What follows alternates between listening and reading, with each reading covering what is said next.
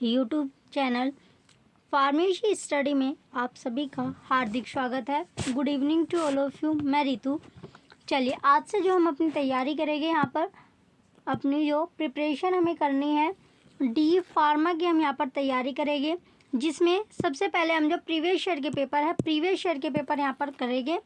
तो इसमें जो पहला आज के दिन जो हम पेपर करेंगे ये हमारा बायो, यानी जो E1, एक यहाँ पर E2 होता है, एक E1 होता है।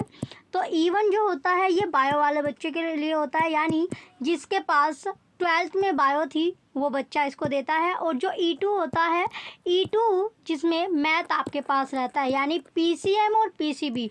तो जिसके पास PCB 12th में होगा वो E1 देता है, और जिसके पास PCM होता है वो E2 अपना एग्ज़ाम देता है। तो ये एंट्रेंस एग्ज़ाम के हम यहाँ पर प्रिपरेशन कर रहे हैं। फॉर्म अभी आपके भरे जा रहे हैं, लास्ट डेट आपकी चली हुई है। अगर जो भी बच्चे फॉर्म भरना चाहते हैं तो वो अपना फॉर्म फिल कर सकते हैं। जो डी फार्मा की ऑफिशियल साइट है वहाँ से जाकर अपना फॉर्म फिल कर लीजिए। चलिए आज जो हम यहाँ पर प्रीवियस ईयर का पेपर करेंगे, तो ये पेपर हमारा 2017 में पेपर हुआ था। तो 2017 में जो हमारा पेपर हुआ था वही पेपर हम यहाँ पर अपना करेंगे। चलिए फर्स्ट जो पहला क्वेश्चन यहाँ पर आता है, क्वेश्चन क्या है? फर्स्ट क्वेश्चन में पूछा गया है कि इंसुलिन के अल्प स्रावन से होता है। तो जो इंसुलिन का जो अल्प स्रावन है उससे क्या होता है? तो अल्प स्रावन से क्या होता है? दो पार्ट में, सबसे इम्पोर्टेंट बात जो है यहाँ पर, तो दो पार्ट में आपका पेपर आता है। एक पार्ट जो होता है पार्ट फर्स्ट, जिसमें आपका पार्ट फर्स्ट में होता है फिजिक्स और केमिस्ट्री। फिजिक्स और केमिस्ट्री आपकी होती है। सेकंड जो पार्ट है पार्ट सेकंड, तो पार्ट सेकंड में आपका आएगा बायोलॉजी। तो पार्ट सेकंड किसका होता है? बायोलॉजी का आपका हो गया। और जो E2 में आपका होता है ये मैथ का सेक्शन आपका हो जाता है। तो चलिए इसमें फर्स्ट क्वेश्चन की ओर अपना बढ़ेंगे। तो पहले क्वेश्चन जो आपसे पूछा गया है कि जो इंसुलिन है उसका जो अल्प स्रावन से क्या हो जाता है? इंसुलिन के अल्प स्रावन से होता है तो क्या होता है? Option first diabetes insipidus, wrong.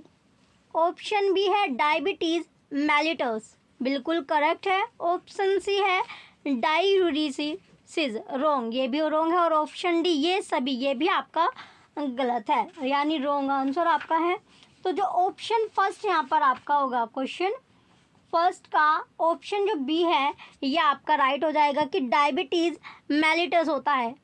तो अल्प स्रावन से जब जो इंसुलिन ज़्यादा बनने लगता है तो वहाँ पर क्या होता है? डायबिटीज़ मेलिटस आपका होता है। तो इंसुलिन हार्मोन जो होता है, जो अग्नाशय होता है, तो अग्नाशय की जो बीटा सेल्स आपकी होती है, तो बीटा सेल्स में ये होता है। और जो रक्त होता है यानी जो ब्लड है उसमें, जो ब्लड में शुगर की जो क्वांटिटी है उसको ये कंट्रोल रखता है। तो इसके जब अल्प स्राव यानी जब ये आपका ज़्यादा बनने लगता है तो ये डायबिटीज़ मेलिटस हो जाता है। तो ऑप्शन भी यहाँ पर आपका करेक्ट हो जाएगा। नेक्स्ट ऑप्शन आता है क्वेश्चन नंबर सेकंड कि निम्न में से, ये जो आपको चार ऑप्शन आपको दिए गए, तो इनमें से आपको बताना है कि कौन सा विटामिन विटामिन बी समूह का सदस्य नहीं है, यानी विटामिन बी ग्रुप का जो मेंबर नहीं है। तो क्वेश्चन में क्या पूछा गया है? जो क्वेश्चन है कि इसमें विटामिन बी के ग्रुप का जो मेंबर नहीं है, जो सदस्य नहीं है, तो कौन सा इसमें विटामिन बी का जो ग्रुप है उसका मेंबर नहीं है, सदस्य नहीं है? ऑप्शन ए है राइबोफ्लेविन, रॉन्ग, क्योंकि ये किसका, यानी ये आपका ये रॉन्ग है। और ऑप्शन बी है टोकोफेरोल, राइट हो जाएगा। Option C cyanocobalamin, wrong. Option D nicotine, option D क्या है? निकोटीन आपका है। तो विटामिन बी जो है वो आप इसमें, तो ये कौन सा है इसमें? जो राइट आंसर जो विटामिन बी का जो ग्रुप है उसका सदस्य नहीं है वो है टोकोफेरोल आपका हो गया,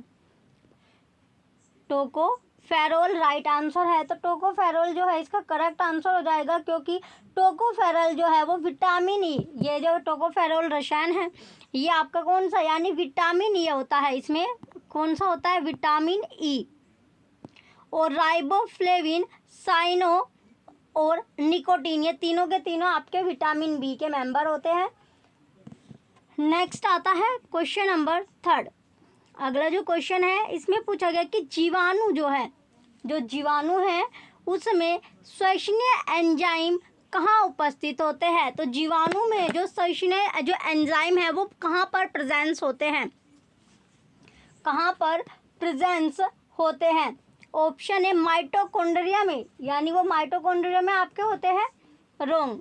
सेकंड ऑप्शन भी है गोल्गी काय में, जो गोल्गी काय यानी गोल्गी बॉडी जो होती है उसमें होता है, ये भी आपका रॉन्ग है। फोर्थ ऑप्शन है ऑप्शन नंबर सी प्लाज्मा झिल्ली में। तो कहाँ पर, यानी जो जीवाणु होते हैं वो श्वसनीय जो एंजाइम है वो आपके प्लाज्मा झिल्ली में होता है। जो प्लाज्मा मेम्ब्रेन होती है, प्लाज्मा मेम्ब्रेन में ये आपके प्रेजेंस होते हैं, प्लाज्मा मेम्ब्रेन। तो ये कहाँ पर होता है, जो प्लाज्मा मेम्ब्रेन होती है, प्लाज्मा जो झिल्ली होती है वहाँ पर ये प्रेजेंस होते हैं। ऑप्शन डी अंतःप्रदवी जालिका में, रॉन्ग। तो कहाँ पर प्रेजेंस है, प्लाज्मा झिल्ली में, प्लाज्मा मेम्ब्रेन में ये आपके प्रेजेंस होता है। क्योंकि जो जीविका जो जीवाणु जो होता है उसकी जो कोशिका है, जो सेल है, उसकी जो संरचना होती है वो बहुत ही सरल होती है, यानी कैसी होती है, सरल होती है, ईजी होती है। तो इसमें क्या होता है, जनरली इसमें जो कोशिका है, जो सेल्स है, उसके जो कोशिकांग नहीं पाए जाते। ये कोशिकाएं जो होती है श्वसन प्रक्रिया, यानी जो सांस करने की लेने की जो प्रक्रिया है, जो प्रोसेस है, उसमें एंजाइम प्लाज्मा झिल्ली, जो एंजाइम्स प्लाज्मा मेम्ब्रेन के द्वारा ये आपकी मीजोसोम संरचना में पाए जाते हैं। तो ऑप्शन सी यहाँ पर आपका बिल्कुल करेक्ट है कि ये प्लाज्मा झिल्ली में पाए जाते हैं, प्रेजेंस होते हैं।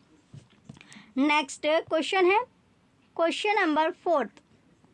मनुष्य के हृदय का, जो मनुष्य का जो हार्ट होता है, तो मनुष्य के हृदय के किस भाग में, कौन सा वो पार्ट है, कौन सा वो भाग है जहाँ पर अशुद्ध रुधिर होता है, यानी जो आपका जो ब्लड है वो अनप्योर इम्प्योर होता है। तो ब्लड कैसा होता है, इम्प्योर आपका होता है, अशुद्ध होता है।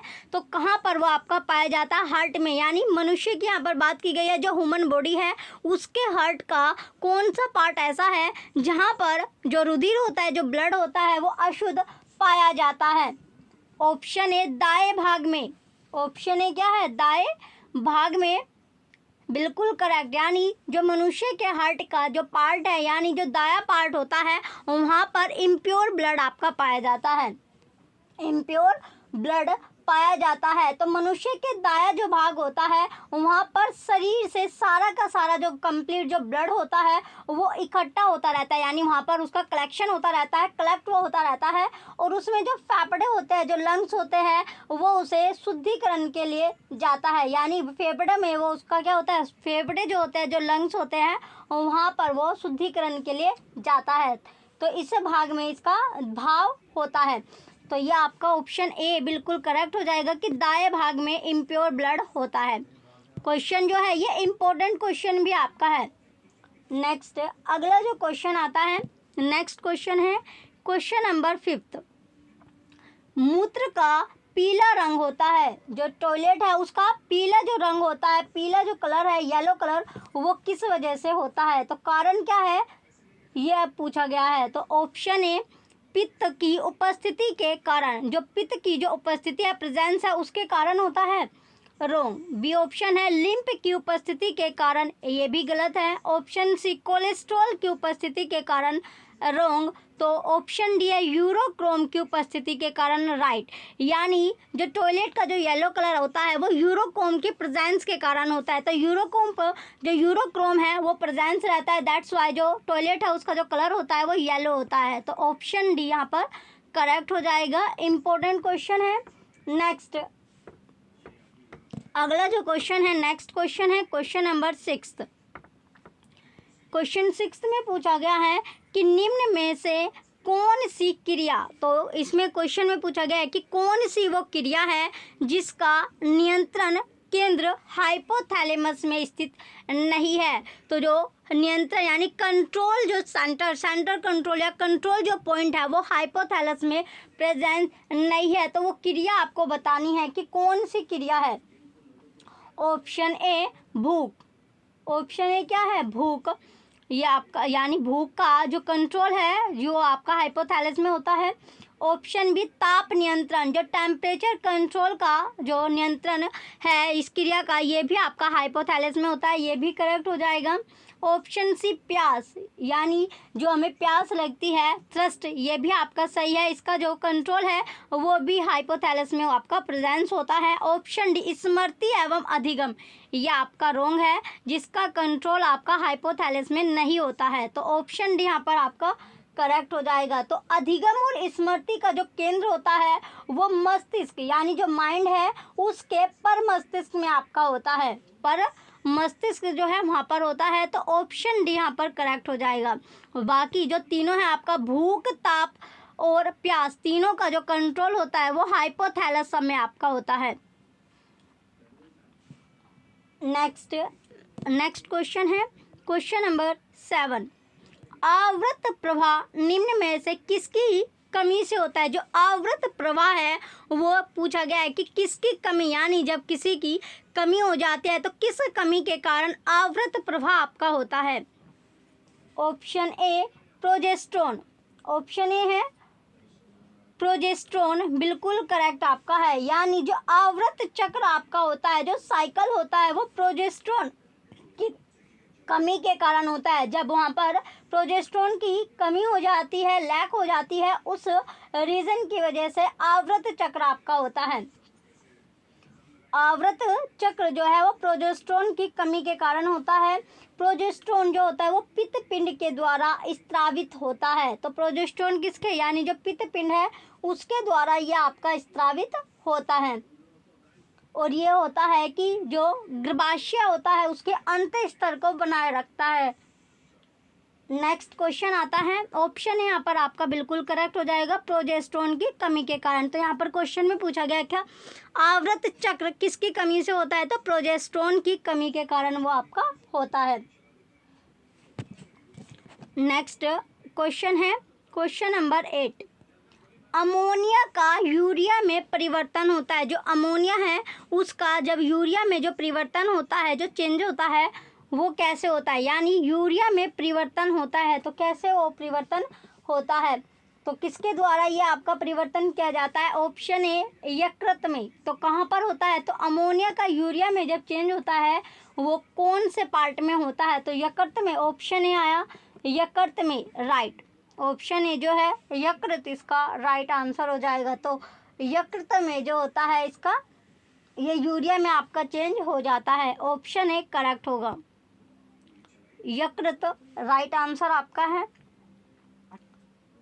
तो जो आंत और आमाशय आपका है, यानी जो आंत है, आंत और जो आमाशय है, आंत और आमाशय में भोजन क्या होता है, डाइजेस्ट आपका होता है। तो भोजन का जो डाइजेशन होता है वो आपका आमाशय और आंतों में होता है। अग्नाशय में हार्मोन जो होता है और पाचक रस बनते हैं। तो जो अग्नाशय है इसमें जो हार्मोन होते हैं और जो पाचक रस आपका होता है वो आपके बनते हैं। नेक्स्ट क्वेश्चन है क्वेश्चन नंबर 9। मंड तथा प्रोटीन दोनों का पाचन किसके द्वारा होता है।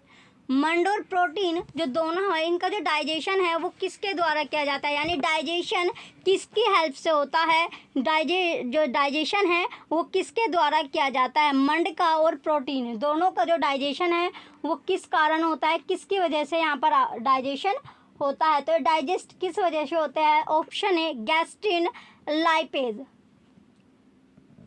रोंग। ऑप्शन बी आमाशय रस, ये भी रोंग है। और ऑप्शन सी अग्नाशय रस बिल्कुल राइट है। ऑप्शन डी टाइलिन एंजाइम, रोंग। तो किसकी वजह से, यानी मंड और प्रोटीन दोनों का जो पाचन है वो अग्नाशय रस के द्वारा होता है। तो किसके द्वारा, जो अग्नाशय रस है उसके कारण होता है। तो अग्नाशय रस कैसे, यानी भोजन जो हम फूड खाते हैं, यानी जो हम भोजन ग्रहण करते हैं, फूड जो लेते हैं, उसके जितने भी जो तत्व होते हैं उन अवयव को, यानी जब डाइजेस्ट हो जाता है तो डाइजेशन के बाद जो पाचक यानी डाइजेस्टिव जूस जो होता है वो छोटी आंत होते हैं, यानी स्मॉल इंटेस्टाइन में वो आपका स्मॉल इंटेस्टाइन में वो इकट्ठा होता रहता है। तो मंड और प्रोटीन, जो मंड है और प्रोटीन दोनों का जो पाचन है, जो डाइजेशन है, वो अग्नाशय जो रस है उसके द्वारा किया जाता है। तो ऑप्शन सी यहाँ पर करेक्ट हो जाएगा। नेक्स्ट क्वेश्चन है क्वेश्चन नंबर 10, एमनीशिया संबंधित है। तो इसमें क्वेश्चन एमनीशिया जो संबंधित है तो ये किससे संबंधित है, किसके साथ रिलेट होता है, किसके साथ इसका रिलेशन है, एसोसिएट होता है। तो एमनीशिया किसके साथ एसोसिएटेड है, किसके साथ रिलेटेड है, किसको ये बिलोंग करता है। तो किसको यहाँ पर ये बिलोंग करेगा, ऑप्शन ए निद्रा रोग, यानी नींद, यानी जो स्लीपिंग होता है तो स्लीपिंग को रोग, स्लीपिंग डिजीज ये आपका रोग हो जाएगा। ऑप्शन बी दृष्टि में कमी, यानी देखने में कमी, ये भी आपका रॉन्ग है। ऑप्शन सी है सुनने में कमी, यानी हमें अच्छी तरह सुनाई नहीं दिया रहा, यानी सुनने में उसे दिक्कत आ रही है, सुनने में कमी है, रॉन्ग। ऑप्शन डी है स्मृति में कमी, यानी जो मेमोरी पावर है उसमें कमी आ जाना, मेमोरी में क्या होना, कमी, यानी लैक ऑफ मेमोरी। तो ऑप्शन डी यहाँ पर करेक्ट हो जाएगा, स्मृति में कमी से। तो एमनेशिया जो संबंधित होता है वो मेमोरी पर संबंधित होता है, मेमोरी से वो रिलेट करता है, तो स्मृति में कमी, ऑप्शन डी करेक्ट हो जाएगा। तो एमनेशिया जो रोग है वो स्मृति यानी मेमोरी की कमी से, लैक ऑफ मेमोरी से वो रिलेट करता है। ये जो रोगी होता है, जो पेशेंट होता है, उसमें जो तंत्रिका तंतुओं में, इसमें जो तंतु होते हैं उसमें क्षय होने के कारण होता है। तो ऑप्शन डी यहाँ पर करेक्ट हो जाएगा। नेक्स्ट क्वेश्चन है क्वेश्चन नंबर 11, कशेरुक दंड में कुल कशेरुकाओं की संख्या होता है। जो कशेरुक दंड है उसमें कितने कशेरुकाओं की संख्या, यानी जो कशेरुकाओं है उनकी जो संख्या है, नंबर ऑफ कशेरुकाओं कितने होते हैं,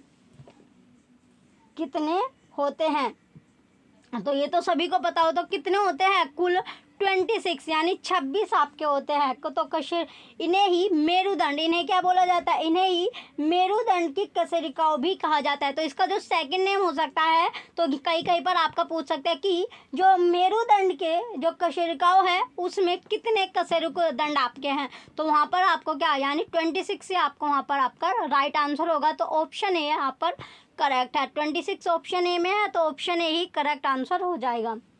नेक्स्ट क्वेश्चन आता है क्वेश्चन नंबर 12, शकरकंद का खाने योग्य भाग, यानी जो शकरकंद होती है तो शकरकंद का वो पार्ट आपको बताना है, यानी फूड पार्ट जिसे आप खाते हो। तो फूड पार्ट वो कौन सा पार्ट है जो खाने योग्य होता है, जिस पार्ट को खाते हैं। ऑप्शन ए बीज, यानी जो उसके सीड होते हैं, जो बीज होते हैं उसको खाया जाता है, रॉन्ग। ऑप्शन बी पत्तियाँ, यानी जो उसकी लीव्स होती है, जो पत्तियाँ होते हैं उसको खाया जाता है, ये भी रॉन्ग है। ऑप्शन सी जो तना, यानी जो इसका स्टेम होता है, जो तना होता है उसको खाया जाता है, ये भी रॉन्ग। ऑप्शन डी अपस्थानिक कंदित मूल, यानी जो अपस्थानिक जो कंदित मूल होता है उसको खाया जाता है। तो यानी शकरकंदी का जो शकरकंदी आप खाते हो उसका जो खाने योग्य जो भाग होता है, जो पार्ट होता है, वो होता है अपस्थानिक कंदित मूल। ऑप्शन डी यहाँ पर करेक्ट हो जाएगा। क्वेश्चन 12 का ऑप्शन डी राइट है। क्वेश्चन नंबर 12 का, यानी शकरकंद की जो मूलें होती है वो भोजन को संग्रहित कर जो मसल संरचना बनाती है और इसे ही अपस्थानिक कंदित मूल कहते हैं। और शकरकंद का खाने योग्य भाग भी, यानी पार्ट जो होता है वो भी आपका होता है। तो ऑप्शन डी करेक्ट है और इम्पोर्टेंट क्वेश्चन भी आता है क्योंकि शकरकंदी आप सभी खाते हो। नेक्स्ट क्वेश्चन है क्वेश्चन नंबर 13, जड़ों द्वारा अवशोषित खनिज पदार्थ पत्तियों तक पहुंचते हैं। जो जड़ होती है यानी जो रूट होता है, कोई भी जो प्लांट होता है, यानी कोई भी पेड़ पौधा है तो प्लांट जो होगा उसकी जो जड़ होते हैं, जो उसके रूट्स होते हैं, यानी जो मिट्टी में क्या जो जड़ें होती है वो मिट्टी में, तो मिट्टी में जब वो जड़ें आपकी रहती है तो उसमें जो अवशोषित यानी जो एब्जॉर्प्शन, जो मिनरल्स मटेरियल होता है, जो मिनरल्स है, मिनरल सब्सटेंस जो है वो पत्तियों तक पहुँचते हैं। तो वो कैसे पहुँचते हैं, यानी पत्तियों तक जड़ों के द्वारा जो अवशोषित खनिज पदार्थ है वो पत्तियों तक कैसे आ जाते हैं, यानी लीव्स पर कैसे, यानी मिट्टी जो है, मिट्टी के अंदर क्या होता है, उसकी जो रूट होता है, ये आपका कोई भी प्लांट है, ये कोई भी प्लांट आपका हो गया, और प्लांट ये इसकी क्या है, जड़ें आपकी हैं, तो ये जड़ें कहाँ पर है, मिट्टी के, यानी ये मिट्टी में आपकी दबी हुई है, और जो लीव्स होती है, जो पत्तियाँ होती है, वो आपकी बाहर है। तो ये जो मिनरल्स लेता है, जो खनिज पदार्थ जो ये लेता है, अवशोषित करता है, उनको एब्जॉर्व करता है, तो जब ये यहाँ से एब्जॉर्व करता है, यानी जड़ों में उसको मिलता है, तो जड़ों से वो लीव्स में कैसे पहुँचती है, यानी पत्तियों में वो कैसे पहुँचती है, तो पत्तियों से पहुँचाने का जो साधन है वो क्या है, किसके द्वारा वो पहुँचती है, तो option A phloem, option A क्या है, फ्लोएम, तो फ्लोएम के द्वारा वो पहुँचती है, रॉन्ग। ऑप्शन बी चालनी नलिका के द्वारा, रॉन्ग। ऑप्शन सी जाइलम के द्वारा, किसके द्वारा, जाइलम के द्वारा वो पूरी जो प्लांट्स होता है, पूरे प्लांट्स में वो पहुंचता है। ऑप्शन डी में से कोई नहीं, रॉन्ग। तो यहाँ पर जो राइट आंसर है जाइलम के द्वारा, जैसे जो जाइलम होता है, जाइलम जो होता है जो फूड मटेरियल होता है, यानी जैसे खनिज वगैरह हो गया, वो जाइलम के अल्सर जो फ्लोएम है, ये किसका काम करता है, फ्लोएम यहाँ पर जो होता है, तो फ्लोएम जो होता है वो पत्तियों से प्रकाश संश्लेषण द्वारा, यानी भोजन पादप के सही भी जितने भी भाग होते हैं, जितने भी पार्ट होते हैं, वहाँ तक पहुँचाता है। तो इसमें ऑप्शन सी यानी जाइलम के द्वारा ये आपका पहुंचता है, तो ऑप्शन सी यहाँ पर बिल्कुल करेक्ट हो जाएगा। इम्पोर्टेंट है ये क्वेश्चन भी आपका। नेक्स्ट आता है क्वेश्चन नंबर 14। मांसाहारी होते हैं, जो मांसाहारी यानी जो मांस खाने वाले, यानी जो मांसाहारी होते हैं वो कौन से कंज्यूमर आपके हैं, यानी कंज्यूमर कौन से है, यानी प्राथमिक है, सेकेंडरी है, टर्शरी है। तो इसमें आपसे पूछा गया है कि मांसाहारी का जो लेवल है वो कौन सा लेवल आपका आता है, तो मांसाहारी होते हैं। तो मांसाहारी कौन से होते हैं, ऑप्शन है प्राय प्राथमिक उपभोक्ता है, यानी प्राथमिक उपभोक्ता है, ये आपका रॉन्ग, यानी वो प्राथमिक उपभोक्ता आपके नहीं होते हैं। ऑप्शन बी प्राय द्वितीयक उपभोक्ता, तो वे द्वितीयक उपभोक्ता भी आपके नहीं होते हैं। ऑप्शन सी प्राय द्वितीयक अथवा तृतीयक उपभोक्ता, यानी वो द्वितीयक और तृतीय, यानी वो सेकेंडरी और टर्शरी कंज्यूमर में आपके आते हैं। तो बिल्कुल करेक्ट है, ऑप्शन डी है अपघटन करता, यानी जो डिकम्पोजर होते हैं, सड़ना गलना, उसमें आते हैं, ये भी आपका रॉन्ग है। तो इसमें राइट आंसर क्या है, इसमें ऑप्शन सी यहाँ पर आपके करेक्ट हो जाएगा। या तो वो आपके सेकेंडरी में हो गए या फिर वो टर्शरी में आपके आते हैं। कुछ ऐसे एनिमल्स हैं, कुछ ऐसे होते हैं किस में आते हैं, जो सेकेंडरी में आते हैं, और कुछ ऐसे हैं जो टर्शरी में आपके आते हैं, कुछ ऐसे हैं जो टर्शरी में आपके आते हैं। तो ऑप्शन सी यहाँ पर आपके करेक्ट हो जाएगा। तो मांसाहारी जीव जो पारितंत्र है, यानी इसमें खाद्य श्रृंखला में क्या होता है, प्राय द्वितीयक या तृतीयक उपभोक्ता आपके होते हैं। नेक्स्ट क्वेश्चन है क्वेश्चन नंबर 15। मछली के तेल, जो मछली का जो ऑयल होता है, फिश ऑयल जिसे बोला जाता है, यानी फिश ऑयल, जैसे सार्क यकृत, जो सार्क होता है उसका जो लीवर है, लीवर ऑयल और कोड यकृत तेल में प्रचुर मात्रा में, यानी उसमें सफिशिएंट अमाउंट में कौन सा विटामिन पाया जाता है। ये क्वेश्चन भी आपका इम्पोर्टेंट है, यानी वहाँ से पूछा गया है कि जो उसमें विटामिन है तो सफिशिएंट अमाउंट पर या सफिशिएंट क्वांटिटी पर कौन सा विटामिन उसमें मिलता है। तो किसमें, जो मछली ऑयल आपका है या फिर जो सार्क लीवर ऑयल होता है या कोड यकृत ऑयल बोलते हैं इसको, तो इसमें प्रचुर मात्रा में विटामिन पूछा गया है कि जो विटामिन है वो कौन सा पाया जाता है। तो कौन सा विटामिन इसमें आपका पाया जाता है, option A vitamin C, wrong. Option B vitamin D, तो कौन सा, विटामिन डी इसका पाया जाता है। तो ऑप्शन सी है vitamin B complex, wrong. Option D इनमें से कोई नहीं, ये भी रॉन्ग। तो राइट आंसर कौन सा, यानी जो फिश ऑयल में जो विटामिन पाया जाता है वो विटामिन डी आपका पाया जाता है, विटामिन डी इसमें आपका पाया जाता है। तो विटामिन डी जो होता है ये वसा जो होता है, यानी जो वसा है उसमें विलय विटामिन आपका होता है।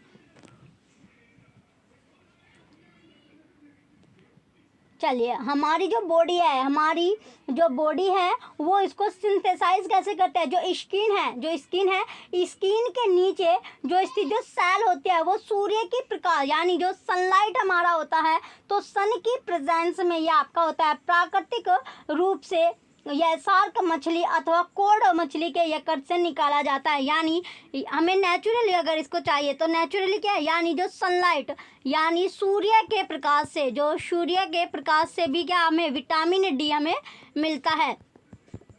तो विटामिन डी मिलता है। जैसे अभी जो समर टाइम आपका चल रहा है, तो समर टाइम में जो मॉर्निंग यानी जब सूर्य जो है निकल रहा होता है, उस टाइम पर अगर हम धूप में बैठे यानी हल्की हल्की जब धूप होती है, उस टाइम हमें विटामिन डी जो है वो भरपूर मिलता है। लेकिन अगर हम मिड यानी 12 बजे के आसपास हम बैठे या उसके बाद, तो उस टाइम पर जो विटामिन डी यानी जो हमारी स्किन है वो उस धूप को सहन नहीं कर पाती। लेकिन मॉर्निंग टाइम पर जो हमें भरपूर मात्रा में विटामिन डी मिलता है, तो इस सन जब निकल रहा होता है, सनराइज होता है, उस टाइम पर हमें धूप में बैठना चाहिए। नेक्स्ट क्वेश्चन आता है, क्वेश्चन नंबर 16।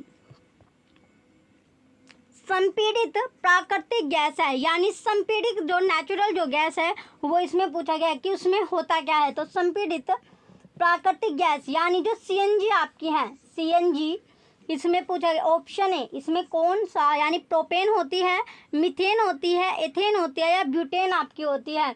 तो इसमें क्या पाया, कौन सा आपका होती है, तो इसमें पाया जाता है मीथेन। तो सीएनजी जो गैस आपकी है, तो सीएनजी में कौन सी, मीथेन आपका होता है। ऑप्शन बी यहाँ पर करेक्ट हो जाएगा। ऑप्शन बी जो मीथेन है, यानी संपीड़ित प्राकृतिक गैस जो सीएनजी है, इसमें सबसे ज़्यादा ये सबसे अच्छा ईंधन आपका, यानी जो फ्यूल है सबसे अच्छा ईंधन यहाँ पर आपका इसमें माना जाता है। चलिए अब नेक्स्ट आता है, अगला जो क्वेश्चन है, क्वेश्चन नंबर 17।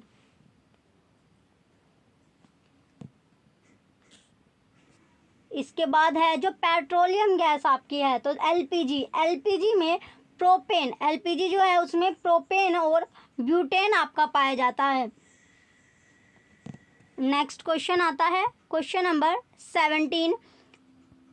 पशुओं की खुरपका व मुंहपका बीमारी का कारण है। जो पशु होते हैं, जो एनिमल्स है, उनके जो पैर यानी जो उनके खुर होते हैं, तो उनका खुर और जो मुंह है वो जब पक से जाता है, तो उस बीमारी का, उस डिजीज़ का कारण पूछा गया है कि उसके जो खुर पकते हैं या फिर उनका जो एनिमल्स का जो मुंह पकता है, उस डिजीज़ का कारण क्या है, यानी किस वजह से, किस कारण से उनका मुंह पक जाता है, उनका मुंह जो है वो पकता है, तो किस कारण से पकता है। ऑप्शन है विषाणु, बिल्कुल करेक्ट, यानी विषाणु के कारण उनका जो मुंह है या जो खुर होते हैं एनिमल्स के, पशुओं के, वो पक जाते हैं।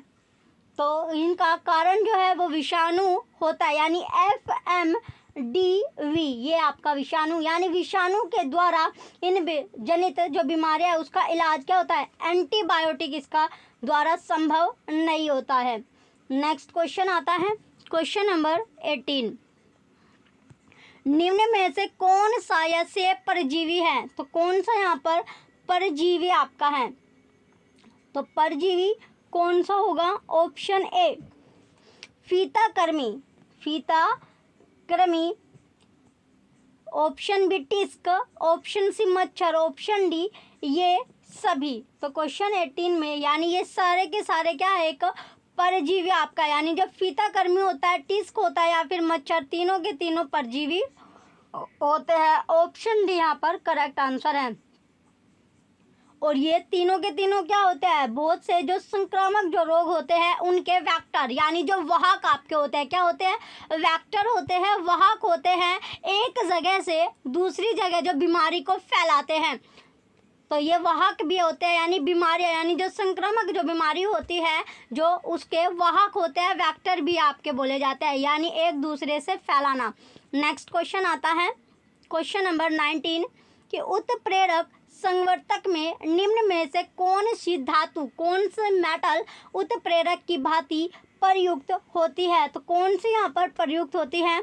Option A platinum right, option B palladium ये भी करेक्ट है, ऑप्शन सी रेहोडियम ये भी राइट है, और ऑप्शन डी ये सभी, यानी तीनों के तीनों आपके करेक्ट है। तो ऑप्शन डी यहाँ पर राइट आंसर हो जाएगा कि प्लेटिनियम पैलेडियम और रेहोडियम तीनों यहाँ पर आपके होते हैं, जिसका यानी इनका जो उपयोग है वो विषाक्त जो गैस है उसके उत्सर्जन को कम किया जाता है। तो इससे क्या होता है, विषाक्त यानी जो विषैली जो गैस है उसके उत्सर्जन को कम कर दिया जाता है।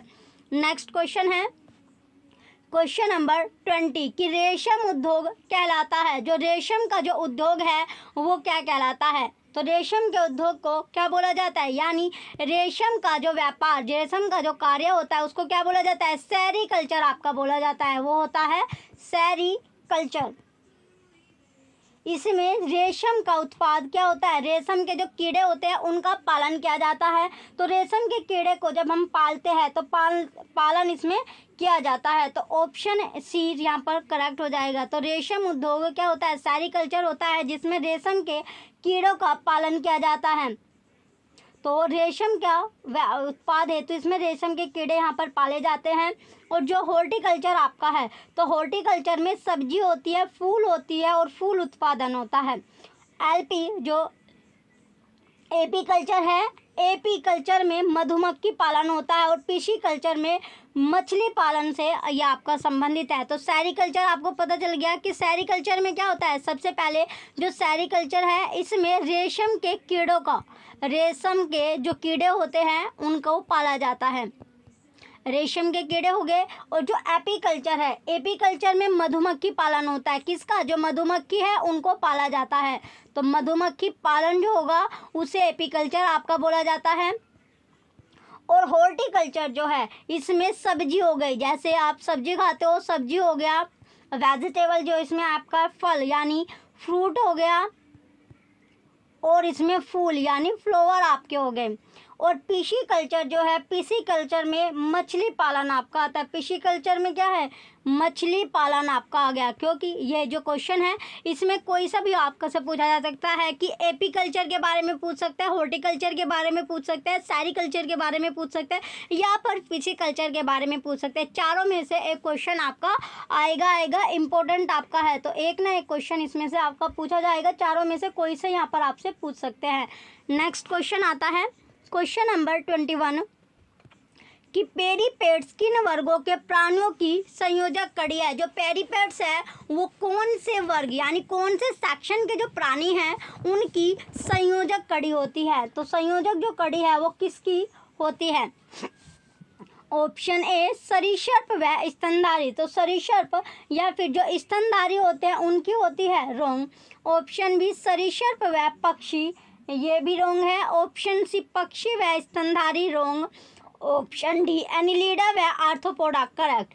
यानी जो पेरीपेड्स होता है ये आर्थ्रोपोडा संघ का, किसका, जो आर्थ्रोपोडा जो संघ है जो यूनाइटेड होता है, इसका संघ का सदस्य आपका होता है। तो आर्थ्रोपोडा संघ का ये मेंबर होता है, सदस्य होता है। तो ऑप्शन डी यहाँ पर करेक्ट आपका हो जाएगा, एनिलिडा व आर्थ्रोपोडा।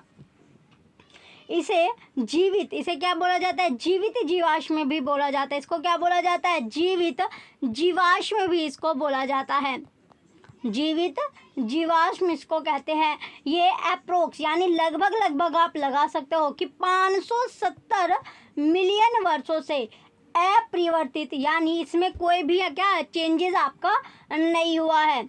इसमें कुछ ऐसे भी है जो एनिलिडा जैसी समानताएं भी होती है। तो एनिलिडा जो होता है उसके जैसे समानताएं भी इसमें पाई जाती है। इन्हीं गुणों के कारण, इनके जो गुण होते हैं उसके कारण ही से एनिलिडा या आर्थ्रोपोडा के मध्य की यानी बीच की संयोजक कड़ी माना जाता है। तो ऑप्शन डी यहाँ पर करेक्ट हो जाएगा। नेक्स्ट क्वेश्चन है 22, पादपों में सभी दालें किस कुल से संबंधित है। जो पादप है यानी जो प्लांट्स है उसमें सभी दालें जो होती है वो किस कुल से संबंधित है। तो किससे वो बिलोंग करते हैं, कौन से कुल से वो बिलोंगिंग आपकी होती है। ऑप्शन ए क्रूसीफेरी से, रॉन्ग। ऑप्शन बी लेग्यूमिनोसी से, बिल्कुल करेक्ट आपका है। यानी प्लांट्स की जितनी भी दालें हैं वो कौन से कुल से बिलोंग करती है। जैसे आप सभी का अलग अलग गोत्र होता है तो उसी तरह इसमें पूछा गया है कि जो पादप होता है, जो प्लांट्स है, तो प्लांट्स में जितनी भी जो दालें हैं, जो दालें लगती है वो कौन से कुल यानी कौन से कुल से वो बिलोंग करती है, उसके साथ वो रिलेटेड होती है। तो वो हो गया लेग्यूमिनेसी। तो कौन सा कुल हो गया, उसका हो गया लेग्यूमिनोसी से। तो ये लेग्यूमिनोसी से आपका होता है। तो इसमें क्या होता है, जितने भी दालों के जो पादप होते हैं, जो प्लांट्स होते हैं, जो पौधे रखे गए हैं, जैसे कि कौन कौन सा, यानी एग्जाम्पल, इसका ऑप्शन भी करेक्ट है। एग्जाम्पल के तौर पर जैसे राजमा आपका हो गया, सबसे पहले हमने लिया राजमा, तो राजमा हो गया। इसके साथ साथ जो अरहर होती है, अरहर की दाल आपने खाई होगी, अरहर हो गया, मूंग हो गया, चना हो गया, मूंग हो गया, चना है, और जो लोबिया होती है, क्या होती है, जो लोबिया एटसेट्रा, ये सभी के सभी इसमें आप रखते हैं। तो मनुष्य का आहार, जो मनुष्य का जो भोजन होता है, जो फूड है, उसमें जो दालें हैं वो प्रोटीन का, यानी जो दाल हम खाते हैं उसमें प्रोटीन जो होते हैं वो मेन सोर्स होता है। तो प्रोटीन का जो मेन सोर्स है वो क्या है, दालें होती है। तो मनुष्य है प्रोटीन के सोर्स, यानी प्रोटीन के लिए क्या करता है, दालों को खाता है। तो ऑप्शन भी यहाँ पर आपका करेक्ट हो जाएगा, यानी लेग्यूमिनोसी से जो होता है ये आपका बिलोंग करते हैं जितनी भी जो दालें हैं। ऑप्शन, नेक्स्ट क्वेश्चन है क्वेश्चन नंबर 23। एजोला पौधे में कौन सा सहजीवी होता है। एक एजोला पौधा है, एक एजोला प्लांट है, उसमें पूछा गया कि ये कौन सा सहजीवी रहता है। तो सहजीवी के बारे में यहाँ पर पूछा गया है कि सहजीवी रहता है। तो ऑप्शन है anabaena, right. Option B nostoc, wrong. Option B rhizobium, wrong. Option D azotobacter, ये भी आपका गलत, यानी एजोले पौधे में सहजीवी कौन सा, एनाबिना रहता है। तो ऑप्शन है यहाँ पर करेक्ट हो जाएगा। तो एजोला पौधा पे क्या है, एजोला जो पौधा है, जो प्लांट है, वो एक टेरिडोफाइट है। क्या है, जो एजोला पौधा है वो एक टेरिडोफाइट आपका है, ये है टेरिडोफाइट, टेरिडोफाइट, टेरिडोफाइट।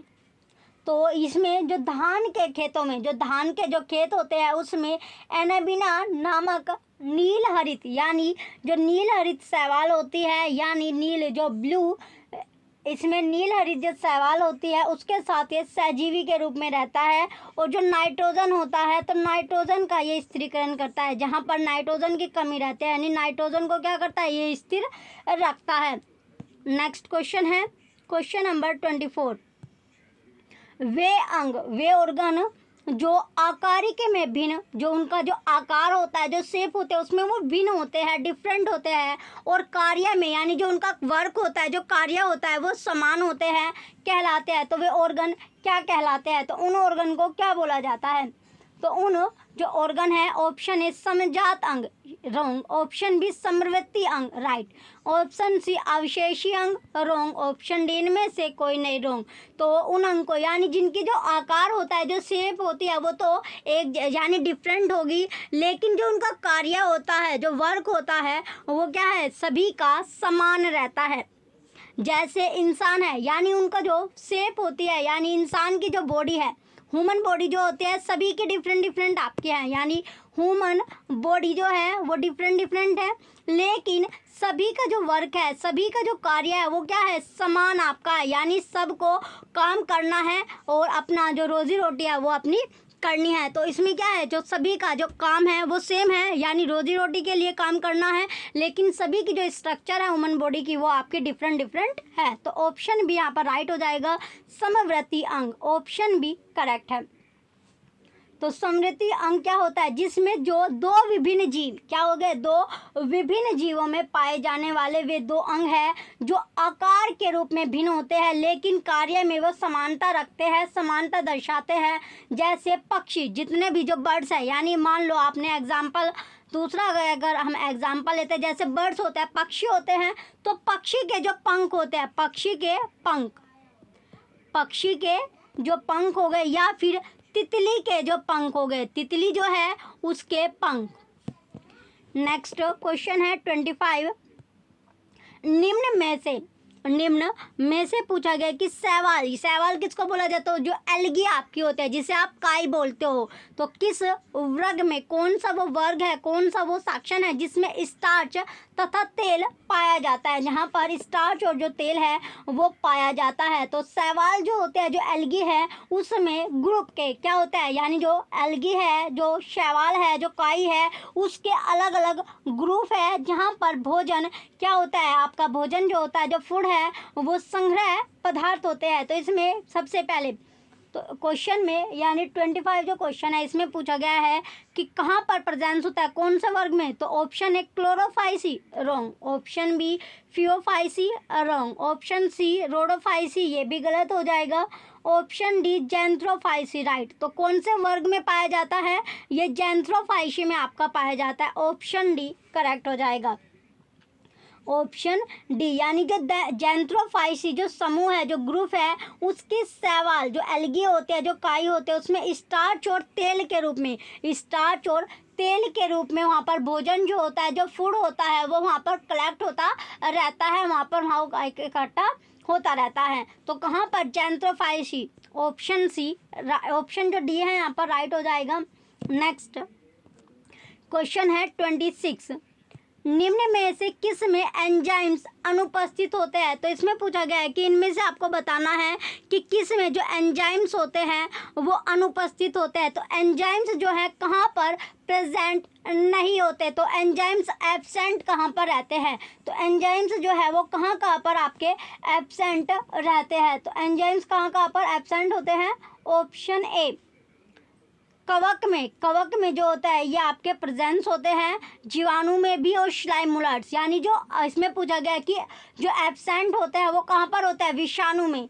जो विषाणु है, विषाणु में जो एंजाइम्स होते हैं वो एब्सेंट होते हैं, ऑप्शन डी यहाँ पर आपका करेक्ट हो जाएगा। विषाणु और जो निर्जीव के बीच की जो कड़ी माने गए हैं, विषाणु जीव एवं निर्जीव के बीच की कड़ी माने गए हैं। इसकी जो कोशिकाएं, इनमें क्या होता है, इनमें संरचनाएं कोशिकाएं आपकी नहीं होती हैं। इनमें क्या होता है, एंजाइम्स, विषाणु में एंजाइम्स आपके नहीं पाए जाते। ये हमेशा क्या होता है, किसी ना किसी जो जीवित कोशिका होती है, जो लिविंग सेल आपकी होता है, जो जिंदा है, यानी जो जीवित सेल है, यानी जंतु में हो या फिर पादप में, यानी एनिमल्स में हो एज वेल एज या प्लांट्स में हो, उसके प्रजीवी होते हैं, उसके क्या होते हैं, प्रजीवी आपके होते हैं। तो ऑप्शन डी करेक्ट हो जाएगा। नेक्स्ट क्वेश्चन है क्वेश्चन नंबर 27। क्वेश्चन नंबर 27 में है कि निम्न में से कौन सा मानव में विषाणु जनित रोग नहीं है।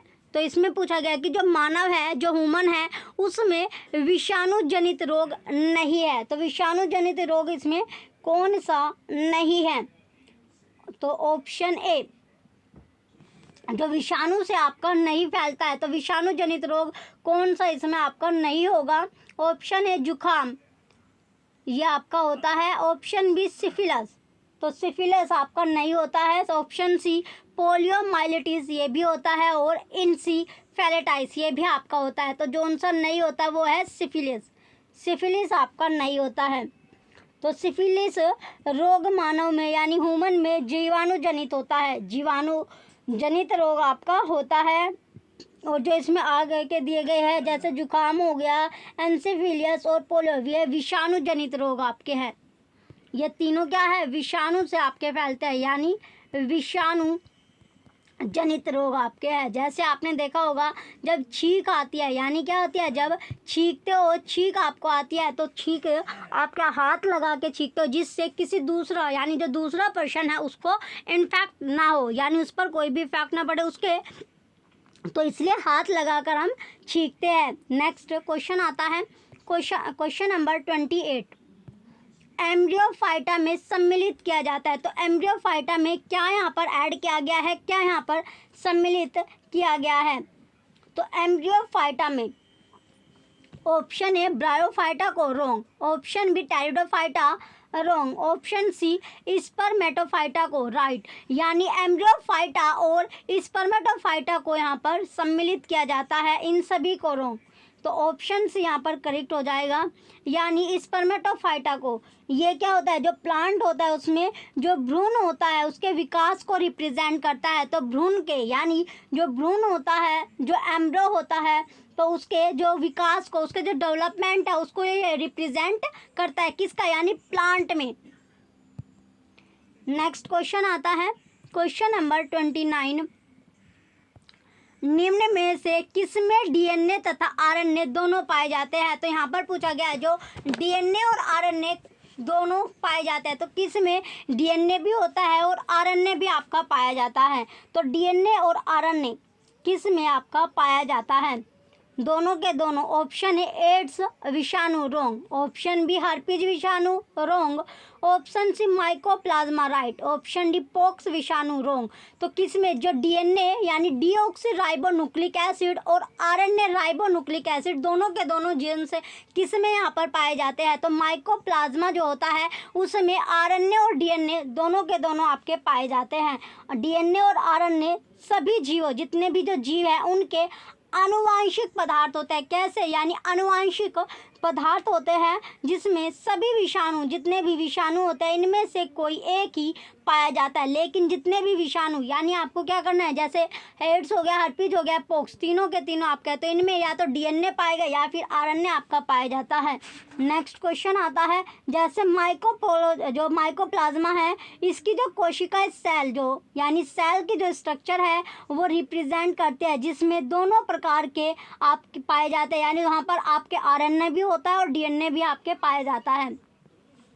अब आता है अगला क्वेश्चन हमारा। नेक्स्ट क्वेश्चन है क्वेश्चन नंबर 30 कि पादप जगत का उभयचर किसे कहा जाता है? जो पादप जगत है यानी प्लांट की यहाँ पर बात की गई है, तो प्लांट जो है उसका जो उभयचर है, तो प्लांट जगत का जो उभयचर है वो किसको बोला जाता है, किसको कहा जाता है?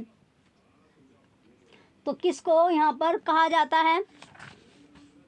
चलिए, ऑप्शन ए है ब्रायोफाइट्स को, राइट। ऑप्शन बी टेरिडोफाइट्स को, रोंग। ऑप्शन सी अनावर्तबीजी को, रोंग। ऑप्शन डी शैवाल को यानी एल्गी को, ये गलत। यानी पादप जगत का जो उभयचर है वो बोला जाता है ब्रायोफाइट्स को। किसको? ब्रायोफाइट्स को बोला जाता है। और जो ब्रायोफाइट्स है वो ग्रुप का, यानी जो ग्रुप है उसके पादप यानी जल, यानी जो वाटर होता है, प्लांट जो होते हैं वो जल में भी होते हैं और थल में भी, यानी वो पानी में भी रहते हैं और ज़मीन पर भी आपके होते हैं। यानी दोनों जगह ब्रायोफाइट्स का जो ग्रुप होता है उसके जो प्लांट्स होते हैं वो दोनों तरफ जीवित रहते हैं, दोनों तरफ होते हैं। यानी वो उस पानी में भी होते हैं और ज़मीन पर भी आपके रहते हैं। इसलिए इन्हें पादप जगत का, इसी कारण से इनको क्या बोला जाता है? पादप जगत का उभयचर बोला जाता है। नेक्स्ट अगला जो क्वेश्चन है क्वेश्चन नंबर 31 कि एसिटिक अम्ल किण्वन होता है। जो एसिटिक, जो एसिड, तो यहाँ पर जो अम्ल है एसिटिक अम्ल या एसिटिक एसिड वो किण्वन होता है। कैसा होता है? किण्वन आपका होता है।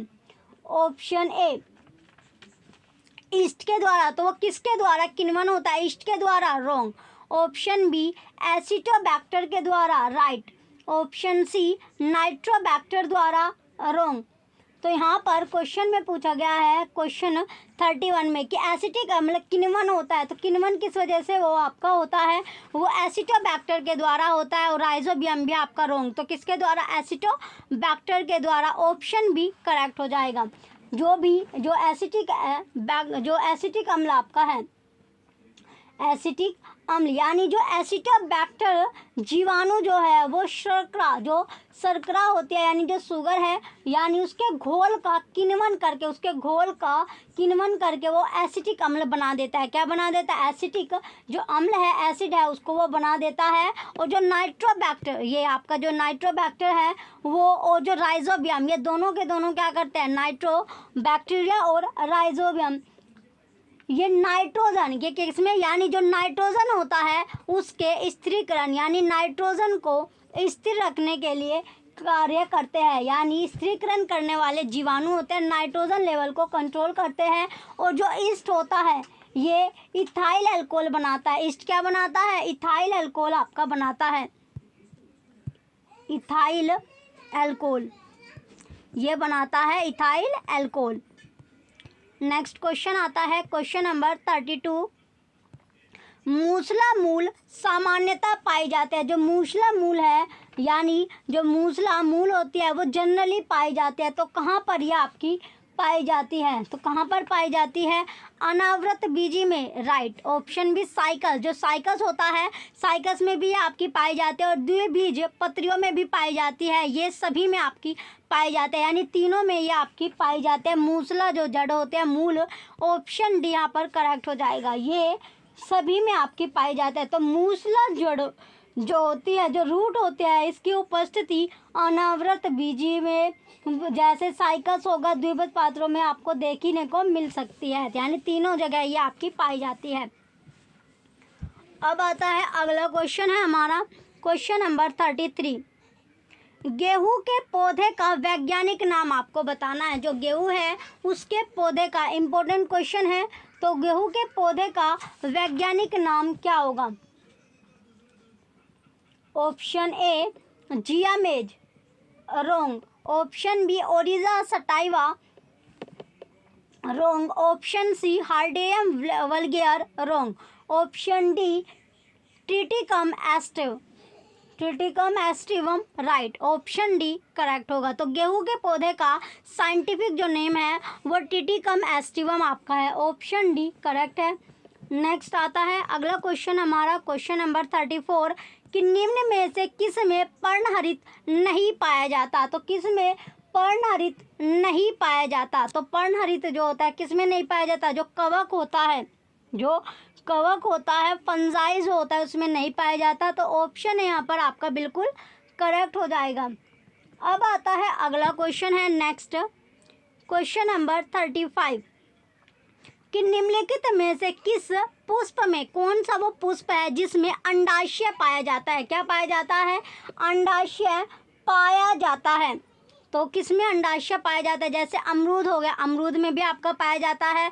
बेर हो गया, बेर में भी। और बैंगन जो है उसमें भी आपका पाया जाता है। तो ये सभी के यानी तीनों में जो होता है, जो इनका पुष्प होता है उसमें अंडाशय पाया जाता है। तो ऑप्शन डी यहाँ पर करेक्ट हो जाएगा। नेक्स्ट अगला क्वेश्चन है नेक्स्ट हमारा 36 क्वेश्चन। अनावृत बीजी की जो जड़ है वो कैसी होती है? जैसे अब ये क्वेश्चन हमने अभी पढ़ा था जिसमें मूसला जड़ के बारे में पूछा गया था। तो मूसला जो जड़ है इसमें अनावृत बीजी की जड़ कैसी होगी? मूसला जड़ हो जाएगी। तो यहाँ पर बिल्कुल करेक्ट ऑप्शन ए हो जाएगा। चलिए नेक्स्ट क्वेश्चन आता है 37। कोकोआ पौधे के कौन से भाग से प्राप्त होता है? जो कोकोआ होता है वो जो प्लांट होता है उसके कौन से पार्ट से कोकोआ हमें प्राप्त होता है? तो किससे ये प्राप्त होगा हमें? किससे? यानी जो पत्ती होती है पत्ती से, रॉन्ग। ऑप्शन बी छाल से, ये भी गलत। ऑप्शन सी बीजों से, यानी कोकोआ पौधे के कौन से भाग से प्राप्त होता है? बीजों से हमें प्राप्त होता है। तो यहाँ पर राइट आंसर ऑप्शन सी बीज जो है इसका करेक्ट आंसर हो जाएगा। नेक्स्ट क्वेश्चन है 38 कि हिपेटाइटिस बी तथा HIV फैलता है। जो हिपेटाइटिस बी होता है और जो HIV है वो फैलता किस वजह से है? तो फैलता ऑप्शन है सुइयां साझा करने से। जो सुई होती है, सुई को जब साझा करेंगे तब ये फैलेगा, रॉन्ग। ऑप्शन बी रुधिर के आदान से, यानी जो ब्लड होता है, ब्लड को जब ब्लड देते हैं तो उसके कारण, रॉन्ग। ऑप्शन सी है संक्रमित माता से शिशु को, रॉन्ग। इसमें जो इसमें क्वेश्चन में पूछा गया था कि हिपेटाइटिस बी तथा HIV फैलते हैं। तो इसमें ये तीनों के तीनों आपके करेक्ट है, यानी ऑप्शन डी यहाँ पर राइट हो जाएगा। नेक्स्ट अगला क्वेश्चन आता है 39 कि पौधे में हरिम, पौधा जो है, जो प्लांट्स है उसमें हरी महीनता किसके कारण से होती है? यानी हरी महीनता जो है वो किस कारण से उसमें आती है? तो उसमें जो भूमि होती है, जो लैंड है, जो भूमि है उसमें मैग्नीशियम या फिर लोहे की अल्पता होती है। तो यहाँ पर बिल्कुल सही है ऑप्शन सी। क्वेश्चन नंबर 39 का ऑप्शन सी राइट हो जाएगा। नेक्स्ट क्वेश्चन आता है 40 कि एक वर्णांध व्यक्ति किन किन रंगों को पहचानने में असमर्थ होता है? तो किन किन कलर को वो पहचान नहीं पाता है? तो जो वर्णंद व्यक्ति होता है वो कौन कौन से, यानी ये सभी को, यानी जो रेड, यानी लाल, और जो आपका ग्रीन, यानी जो हरा होता है, ये लाल और हरे रंग पहचानना, वो आइडेंटिफाई नहीं कर पाता कौन सा रेड है और कौन सा ग्रीन है। तो जो वर्णांध व्यक्ति होता है, कौन सा व्यक्ति? जो वर्णांध होता है, ये एक तरह की क्या होती है, आनुवंशिक रोग आपका होता है, ये आपने पढ़ा भी होगा। तो इसमें ये एक ये जो होता है ये जीन्स के द्वारा आपका चलता रहता है, यानी जनरेशन टू जनरेशन आपका ये रहता है। लाल और हरा रंग को जो पहचान नहीं सकता, ये जनरेशन टू जनरेशन आपका चलता रहता है। तो इसमें जो फैक्टर है वो जीन्स इसमें क्या होता है, रेस्पॉन्सिबल होता है, जो एक जनरेशन से दूसरी जनरेशन में इस बीमारी को फैलाता है। तो इसमें लाल और हरा रंग आपका हो गया, जो कि ऑप्शन डी में है और ऑप्शन डी करेक्ट है।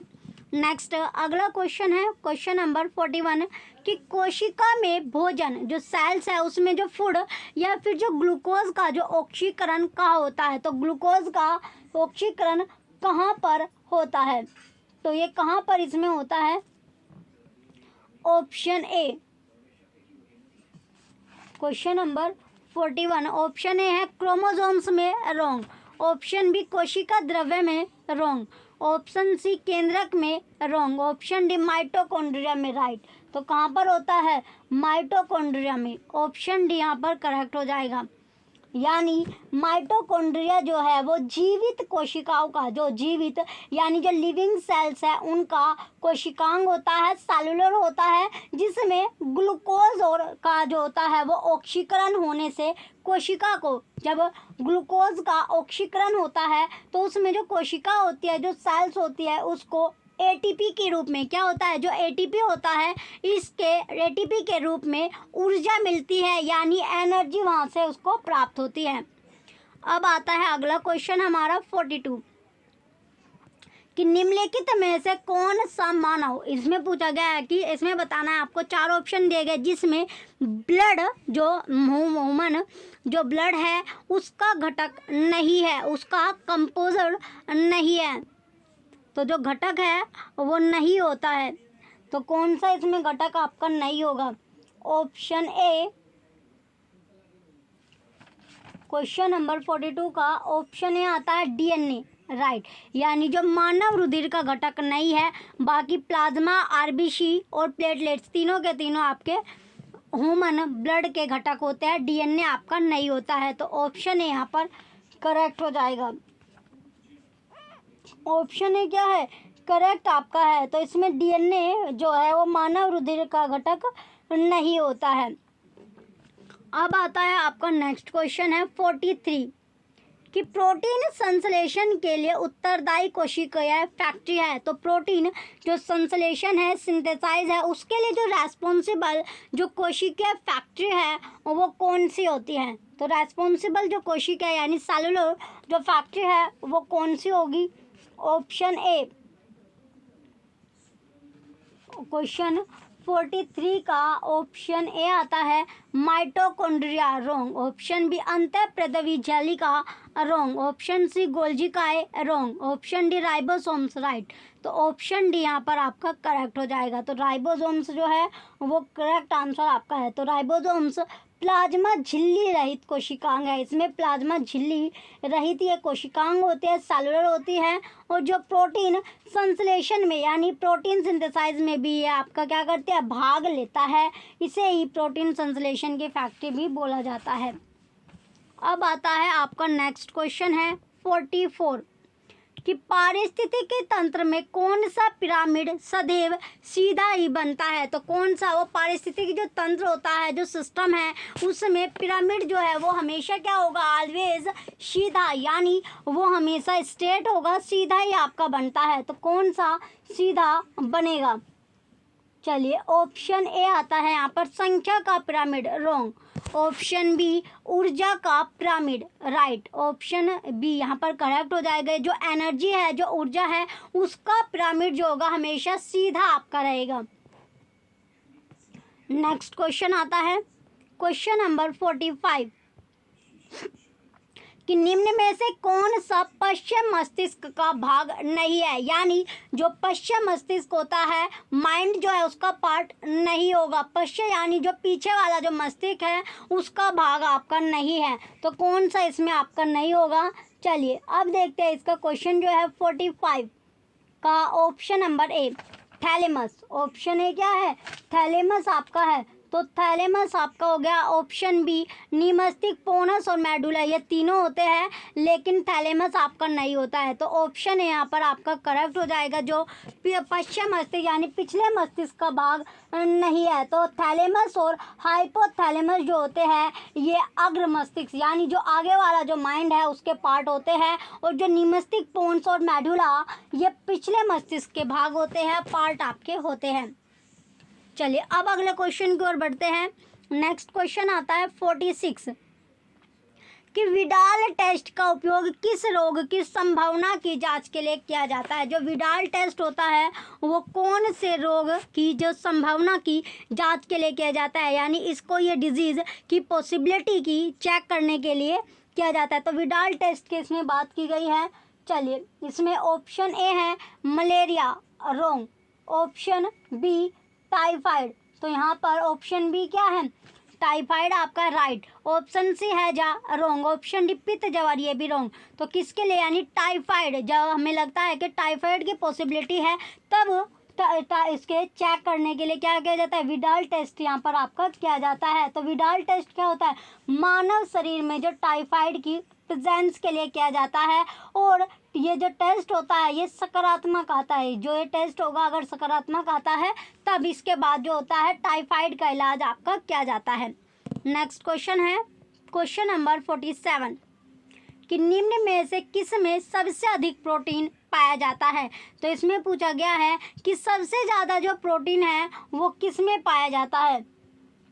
ऑप्शन ए, तो सबसे ज़्यादा जो प्रोटीन है ऑप्शन ए है सोयाबीन। तो सोयाबीन में कितना प्रोटीन पाया जाता है, 48 यानी 48% इसमें प्रोटीन पाया जाता है।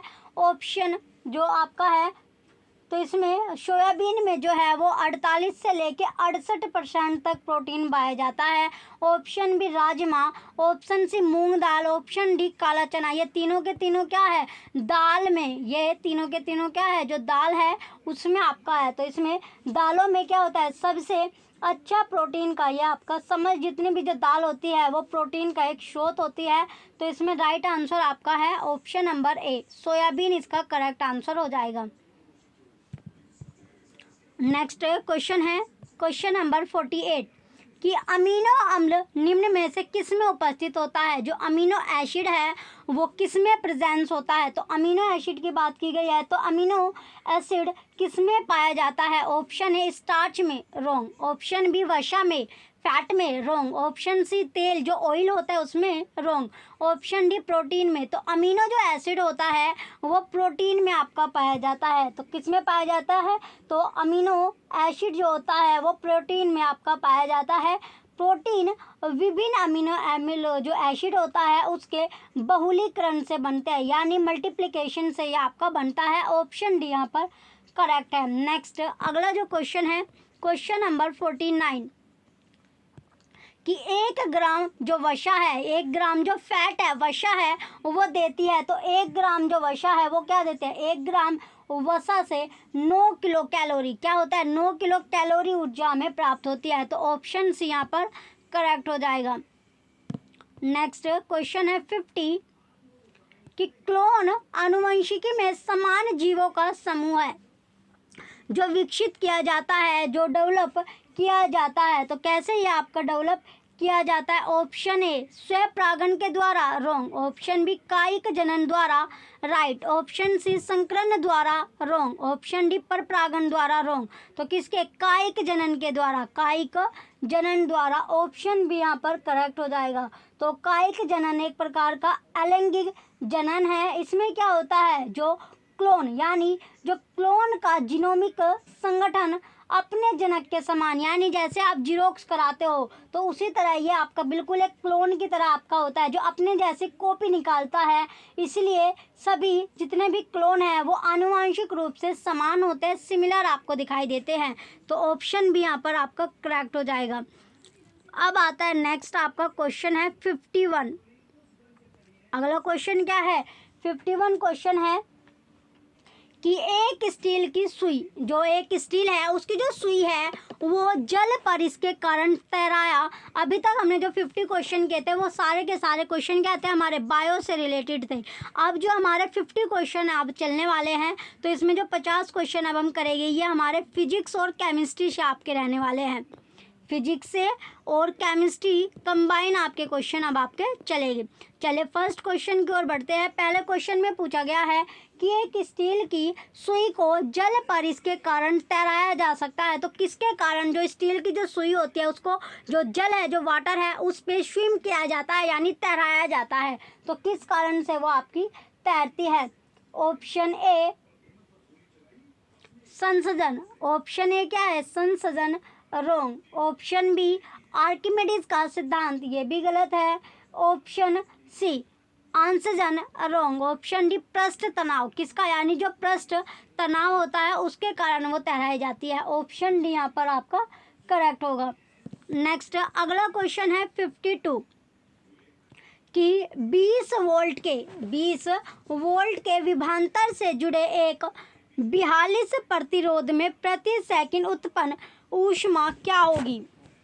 प्रतिरोध में जो है ऊष्मा इसमें पूछा गया है कि ऊष्मा क्या होगी। तो चलिए यहाँ पर ऑप्शन, ये क्वेश्चन जो है इसमें देखिए जो धारा है, यहाँ पर जो क्वेश्चन में धारा, तो यहाँ पर हो जाएगा कि I यानी I is equal to V upon R। तो V कितना दिया गया है हमें? 20 दिया गया है, और इसमें जो 20 आपका है ये आपका 4, तो इसमें जो हो जाएगा ये आप हम इसको ये आ जाएगा एम्पियर में आपका। अब इसमें जो टाइम है यानी टाइम जो है वो 1 सेकंड आपका है, प्रति सेकंड उत्पन्न ऊष्मा क्या होगी? तो इसमें जो ऊष्मा है यानी जो हीट है वो हो जाएगी VIT, ये इसका फॉर्मूला। तो इसमें जो V आया वो हमारा 20, इसमें 20 था, गुड मल्टीप्लाई 20, I कितना आया हमारा 20/4, और जो टाइम है वो 1 इसमें आपका है। तो ये हो जाएगा आपका 400/4। तो कितना निकल के आया? ये आ जाएगा 100। कितना? 100 जूल आपका आंसर आएगा। तो ऑप्शन सी यहाँ पर करेक्ट हो जाएगा। अगला क्वेश्चन आता है क्वेश्चन नंबर 53 कि डाइजीपाम है एक, जो डाइजीपाम है वो एक क्या है? तो डाइजीपाम क्या होता है? ऑप्शन ए है ज्वर नाशक। तो क्वेश्चन 53 में क्वेश्चन नंबर 53 ज्वरनाशक, रोंग। ऑप्शन बी एक प्रतिरोधी, रोंग। ऑप्शन सी सामक औषधि, रोंग। ऑप्शन डी इनमें से कोई नहीं, राइट। तो जो डाइजीपाम होता है वो एक, इसमें कोई सा भी ऑप्शन यहाँ पर आपका करेक्ट नहीं दिया गया है। तो डाइजीपाम एक क्या होते हैं? उपसामक है, उपसामक आपकी होती है, ना कि सामक औषधि। तो इसमें सामक जो है इसका राइट आंसर हो जाएगा। नेक्स्ट क्वेश्चन है क्वेश्चन नंबर 54 कि डिटर्जेंट में पाइन ऑयल मिलाया जाता है। जो डिटर्जेंट हम यूज़ करते हैं तो उसमें कौन सा, यानी जो पाइन ऑयल यहाँ पर मिलाया जाता है, तो पाइन जो ऑयल है वो इसमें ऐड किया जाता है। तो ऑप्शन ए है कि कठोर जल को, जो कठोर जल है उसको मृदु जल में, जो कठोर जल को मृदु जल में परिवर्तित करने के लिए, रोंग। ऑप्शन बी डिटर्जेंट की क्षारकता बढ़ाने के लिए, रोंग। ऑप्शन सी डिटर्जेंट की दुर्गंध को दूर करने के लिए, ये भी गलत, यानी इसे अधिक झाग उत्पन्न करने में समर्थ बनाने के लिए। जैसे आप देखते हो कि जो सरफ आपका होता है, जो डिटर्जेंट होता है उसमें जो पाइन ऑयल मिलाया जाता है वो किसके लिए मिलाया जाता है? कि उसमें जो झाग होते हैं वो ज़्यादा वहाँ पर आपके उत्पन्न हो, तो इसलिए इसमें पाइन ऑयल आपका मिलाया जाता है। इंपॉर्टेंट क्वेश्चन आपका है कि जो डिटर्जेंट है, जो सरफ है, उसमें पाइन ऑयल क्यों मिलाया जाता है? ज़्यादा झाग इसमें बढ़ाने के लिए इसमें आपका किया जाता है। तो ऑप्शन डी यहाँ पर आपका करेक्ट हो जाएगा कि अधिक झाग उत्पन्न करने में, उसे समर्थ करने के लिए उसमें आपका जो है पाइन ऑयल यहाँ पर आपका मिलाया जाता है। अब आता है नेक्स्ट क्वेश्चन है क्वेश्चन नंबर 55 कि सल्फापाइरिडिन औषधि का प्रयोग किया जाता है। जो सल्फापाइरिडिन जो औषधि होती है उसका जो प्रयोग है वो किया जाता है। तो क्यों उसका प्रयोग किया जाता है? तो निमोनिया में रॉन्ग, ऑप्शन बी, इसमें जो निमोनिया है उसमें आपका यूज़ किया जाता है। तो क्वेश्चन जो है 55 में, तो इसमें सल्फाइरिडिन जो औषधि है उसका प्रयोग किसके लिए किया जाता है? निमोनिया में आपका किया जाता है। ऑप्शन बी, घाव को धोने में, रॉन्ग। ऑप्शन सी, शरीर का जो दर्द होता है, जो पेन है उसको कम करने में, रॉन्ग। ऑप्शन डी, अतिसार में, रॉन्ग। तो निमोनिया में जो औषधि यानी निमोनिया में किसको, कौन सी औषधि का यूज किया जाता है? सल्फापाइरिडिन। ये क्वेश्चन भी आपका इम्पोर्टेंट है, इम्पोर्टेंट क्वेश्चन है। तो सल्फापाइरिडिन एम तथा बी, कौन कौन सी एम? एक तो आपकी एम है, उसके साथ दूसरी क्या है? बी आपकी है, B693 कोड के नाम से इसको जाना जाता है। एम तथा B693 जो है प्रथम यानी जो पहली पीढ़ी का सल्फेमाइड प्रतिजैविक था और ये निमोनिया के उपचार के लिए यहाँ पर यूज किया गया था। तो पहला प्रथम रसायन आपका था। नेक्स्ट अब आपका क्वेश्चन आता है, क्वेश्चन नंबर 56 कि निम्नलिखित गैसों में से किस गैस का ऊष्मीयमान,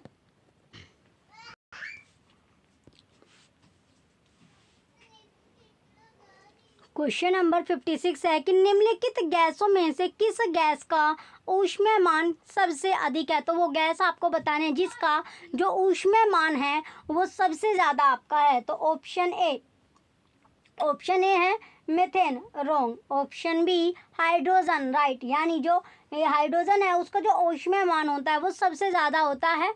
ऑप्शन बी यहाँ पर करेक्ट हो जाएगा। तो हाइड्रोजन का ऊष्मीयमान ज़्यादा होता है। नेक्स्ट क्वेश्चन आता है, अगला जो क्वेश्चन है 57 कि कांच से वायु में, जो कांच है उससे वायु में जाने पर प्रकाश का क्रांतिक कोण इसके लिए न्यूनतम है। तो किसके लिए जो है न्यूनतम आपका होगा? तो चलिए इसमें जैसे देखिए ऑप्शन ए है लाल, हरा, पीला और बैंगनी यहाँ पर आपको दिया गया है। तो जैसे जो साइन इसका जो फॉर्मूला है इज इक्वल टू हो जाएगा 1/μ। तो इसमें बैंगनी रंग, जो बैंगनी जो कलर हमने लिया है इसमें ये हो जाएगा म्यू अधिकतम है और जो आपका साइन सी ये हो जाएगा न्यूनतम। ये कैसा है? न्यूनतम। और बैंगनी रंग के लिए क्रांतिक कोण जो है वो सी जो है वो न्यूनतम आपका हो गया। क्या हो गया? न्यूनतम यहाँ पर हो जाएगा। तो क्वेश्चन नंबर जो 57 है इसका राइट आंसर आपका ऑप्शन डी, बैंगनी जो है वो करेक्ट आंसर आपका है। अब आता है अगला क्वेश्चन 58 कि बल और विस्थापन के बीच किस कोण से अधिकतम कार्य होगा? तो कौन से अधिकतम कार्य होगा? 0 डिग्री से। तो ऑप्शन ए यहाँ पर आपका करेक्ट है, ऑप्शन ए राइट हो जाएगा। नेक्स्ट अगला जो क्वेश्चन है, नेक्स्ट क्वेश्चन नंबर 59 कि विराम अवस्था से स्वतंत्रता पूर्वक गिर रही एक वस्तु द्वारा पहले, दूसरे और तीसरे सेकंड में तय की गई दूरियों का अनुपात क्रमशः है। तो दूरियां जो डिस्टेंस है उसका जो अनुपात है, जो रेशियो है वो क्रम से आपको दिया गया है। तो कौन सा यहाँ पर आपका होगा? तो इसमें चलिए इसमें जो रेशियो होगा वो होगा option A 1:4:9, wrong. Option B 1:2:3, wrong. Option C 1:9:25, wrong. Option D 1:3:5, right. तो ऑप्शन डी यहाँ पर आपका करेक्ट हो जाएगा, 1:3:5 इसका करेक्ट आंसर है। नेक्स्ट अगला जो क्वेश्चन है क्वेश्चन नंबर 60, क्वेश्चन नंबर 60 है। इसमें पूछा गया है कि 224 घन सेंटीमीटर गैस का भार सामान्यतः ताप एवं दाब पर 0.24 ग्राम पाया गया है। इसका अनुभार कितना होगा? तो इसमें क्या निकालना है? अनुभार इसमें आपका पूछा गया है। तो चलिए कोई भी गैस है उसका जो अनुभार होता है यानी अनुभार यानी 1 मोल का क्या होता है? STP पर जो आयतन है वो इसमें आपको दिया गया है, ये आपका 22.4 आपका है और ये 0.24 आपका दिया गया है। तो इसका आज हम निकालेंगे तो ये हो जाएगा 1 लीटर बराबर 10³ मीटर क्यूब आपका है। तो 1 लीटर क्यूब बराबर आपका हो जाएगा 10⁶। ये हमने सेंटीमीटर क्यूब आपका हो जाएगा, सेंटीमीटर क्यूब हो गया। अब 1 लीटर बराबर 10⁻3, ये हो गया सेंटीमीटर क्यूब आपका है।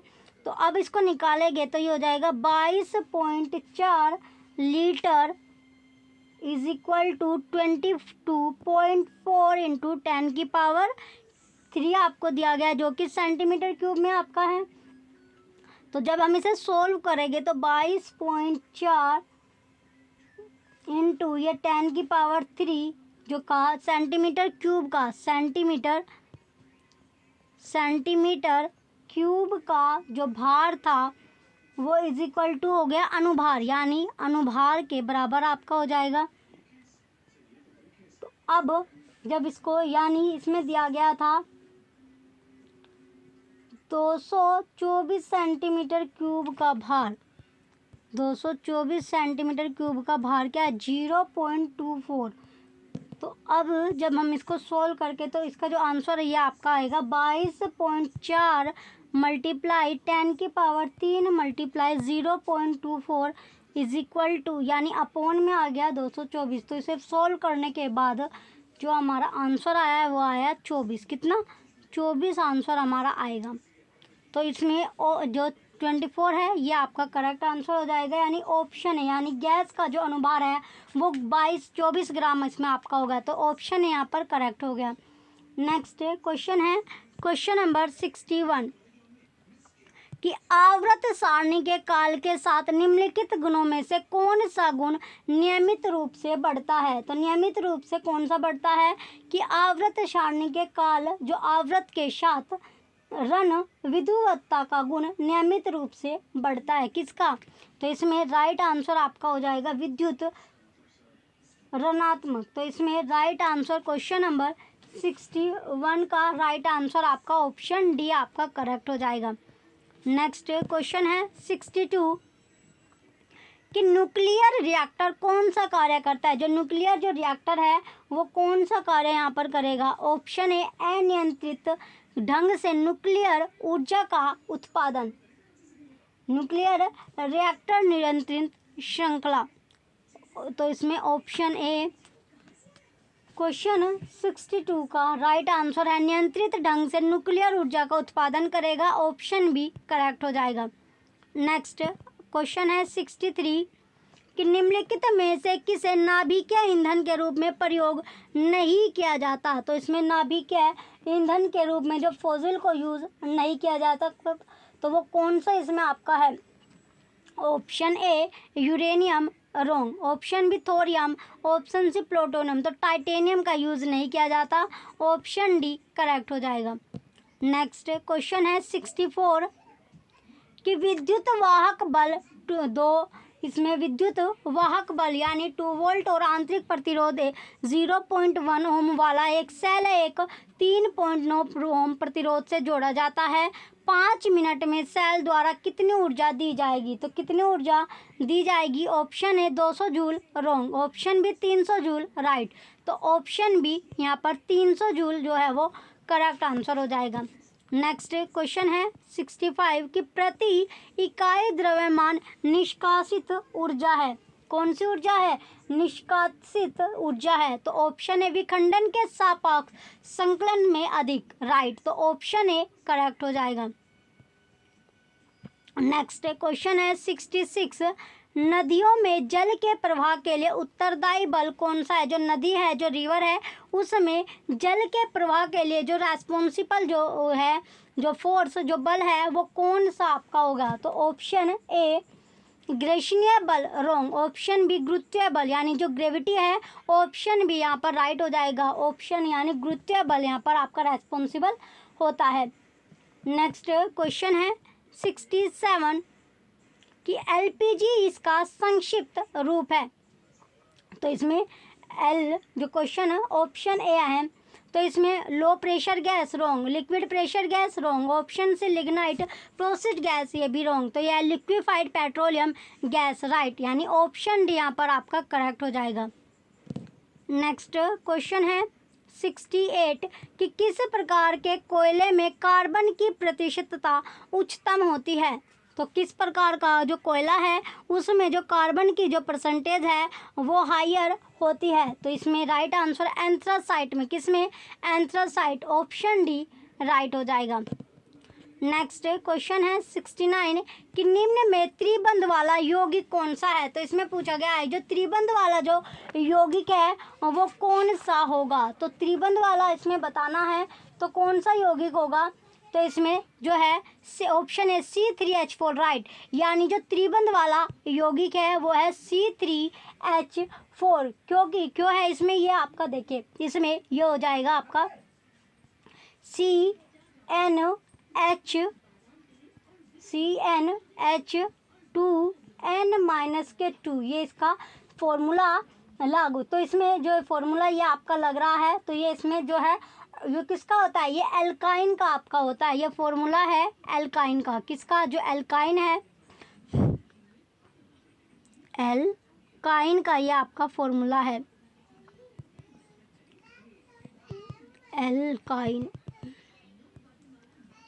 एल्काइन का ये फॉर्मूला है।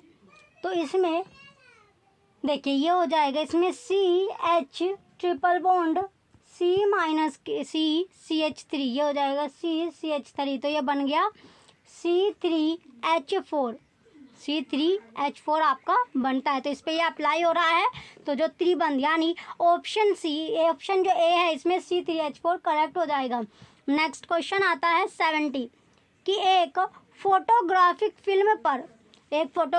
फिल्म है उस पर 2.0 मीटर की दूरी पर रखे 500 कैंडिलर लैंप से 2.0 सेकंड तथा प्रकाश डालकर उत्तम प्रिंट प्राप्त किया जाता है। उतना ही उत्तम प्रिंट प्राप्त करने के लिए फिल्म पर 1.0 मीटर की दूरी पर रखे 100 कैंडिलर लैंप में कितने समय तक प्रकाश डालना होगा। तो चलिए इसे जब हमें दोनों फिल्म की जो समानता उत्तमता के लिए, तो इसमें सबसे पहले जो इसमें फॉर्मूला लगेगा ये हो जाएगा आपका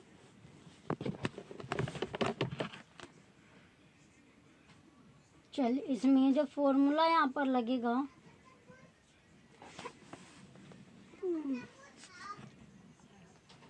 तो इसमें लैंप, तो इसमें ये हो जाएगा, चलिए यहाँ पर ये हो जाएगा आपका, यानी L1 हमें कितना दिया गया है 500, ये R1 ये सब यहाँ पर आपको दिया गया है। तो चलिए पहले सबसे पहले दिया गया L1, तो L1 कितना है 500, L1 हो गया। और L2 जो है वो 100 दिया गया है। R1 2.0, R जो 1 है ये दिया गया है 2.0 मीटर। इसके बाद है R2, तो R2 कितना दिया गया है 1.0 मीटर।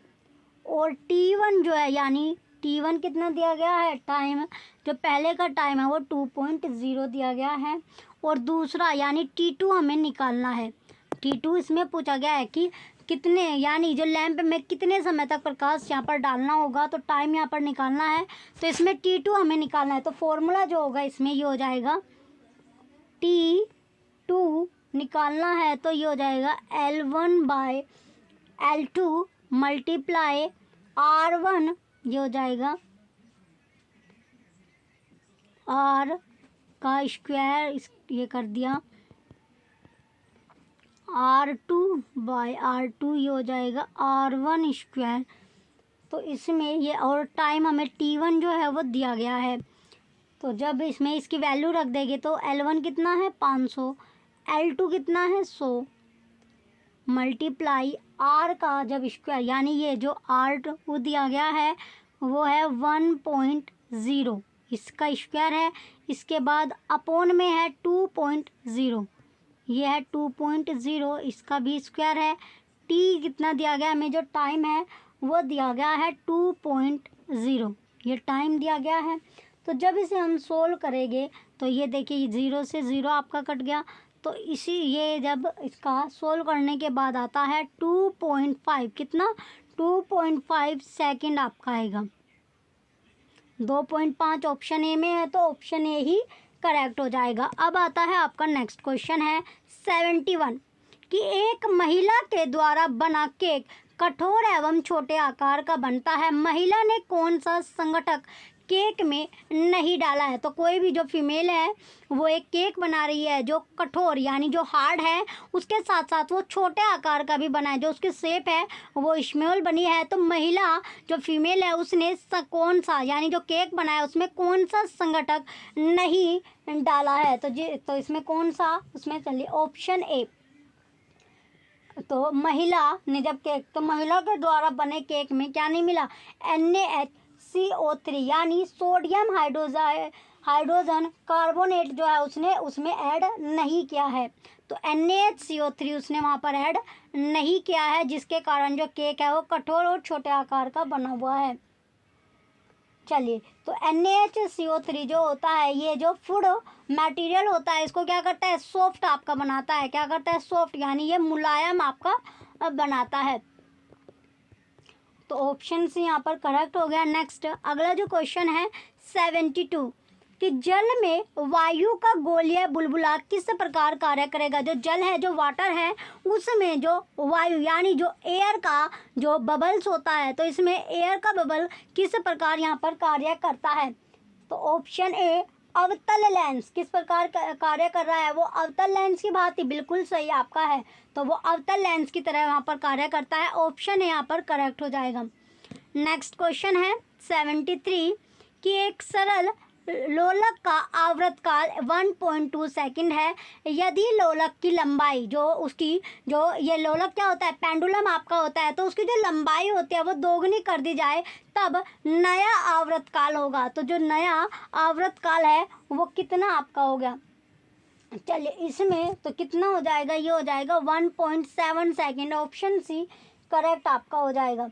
नेक्स्ट क्वेश्चन है, अगला जो क्वेश्चन है 74 कि एक वस्तु ऊर्ध्वाधर ऊपर की ओर 96 फुट पर सेकंड के वेग से प्रक्षेपित की जाती है, वस्तु कुल कितने समय तक हवा में रहेगी। जो वस्तु है, जो ऑब्जेक्ट है, वो कितने टाइम तक वो जो एयर में रहेगी। तो इसमें जो जी यानी इसमें आपको वैल्यू दी गई है 32 फुट पर सेकंड। तो इसमें जी की जो वैल्यू है, चलिए तो इसमें जो फॉर्मूला आपका लगेगा तो ये हो जाएगा v minus u v, formula आपका v is equal to u minus g t. तो इसमें जो v है वो हमारा है 0 और u जो है वो हमें दिया गया है 96। तो इसमें 32 जी जो है वो 32 दिया गया है और टाइम जो है हमें नहीं दिया गया है। तो टी हमें निकालना है यानी टाइम निकालना है, तो 96 अपॉन 32, तो ये आ जाएगा 32 या 96 यानी 3 सेकंड आपका टाइम कितना आया। तो कितने समय तक वो हवा में रहेगी, 3 सेकंड तक वो हवा में रहेगी, ऑप्शन है यहाँ पर करेक्ट हो जाएगा।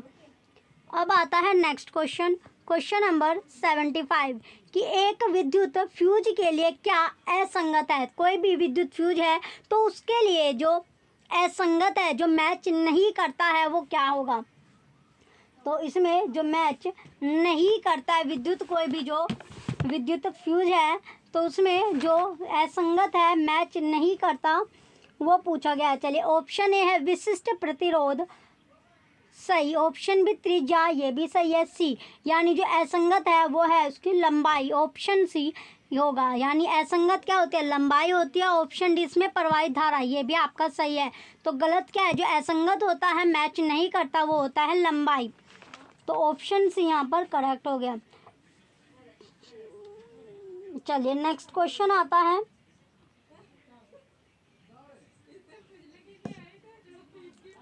अगला क्वेश्चन है 76 अधिकांश वायु कहाँ उपस्थित होते हैं। सबसे ज़्यादा जो एयर होती है वो प्रेजेंस कहाँ पर होती है। तो सबसे ज़्यादा जो एयर होती है वो आपकी क्षोभ मंडल यानी जो क्षोभ मंडल है ट्रोपोस्फियर में आपकी प्रेजेंस होती है, ऑप्शन यहाँ पर करेक्ट हो जाएगी। ट्रोपोस्फियर जिसे आप क्या बोलते हैं, क्षोभ मंडल आप बोलते हो, तो यहाँ पर प्रेजेंस होती है, तो सबसे ज़्यादा जो एयर होती है वो क्षोभ मंडल में आपकी होती है।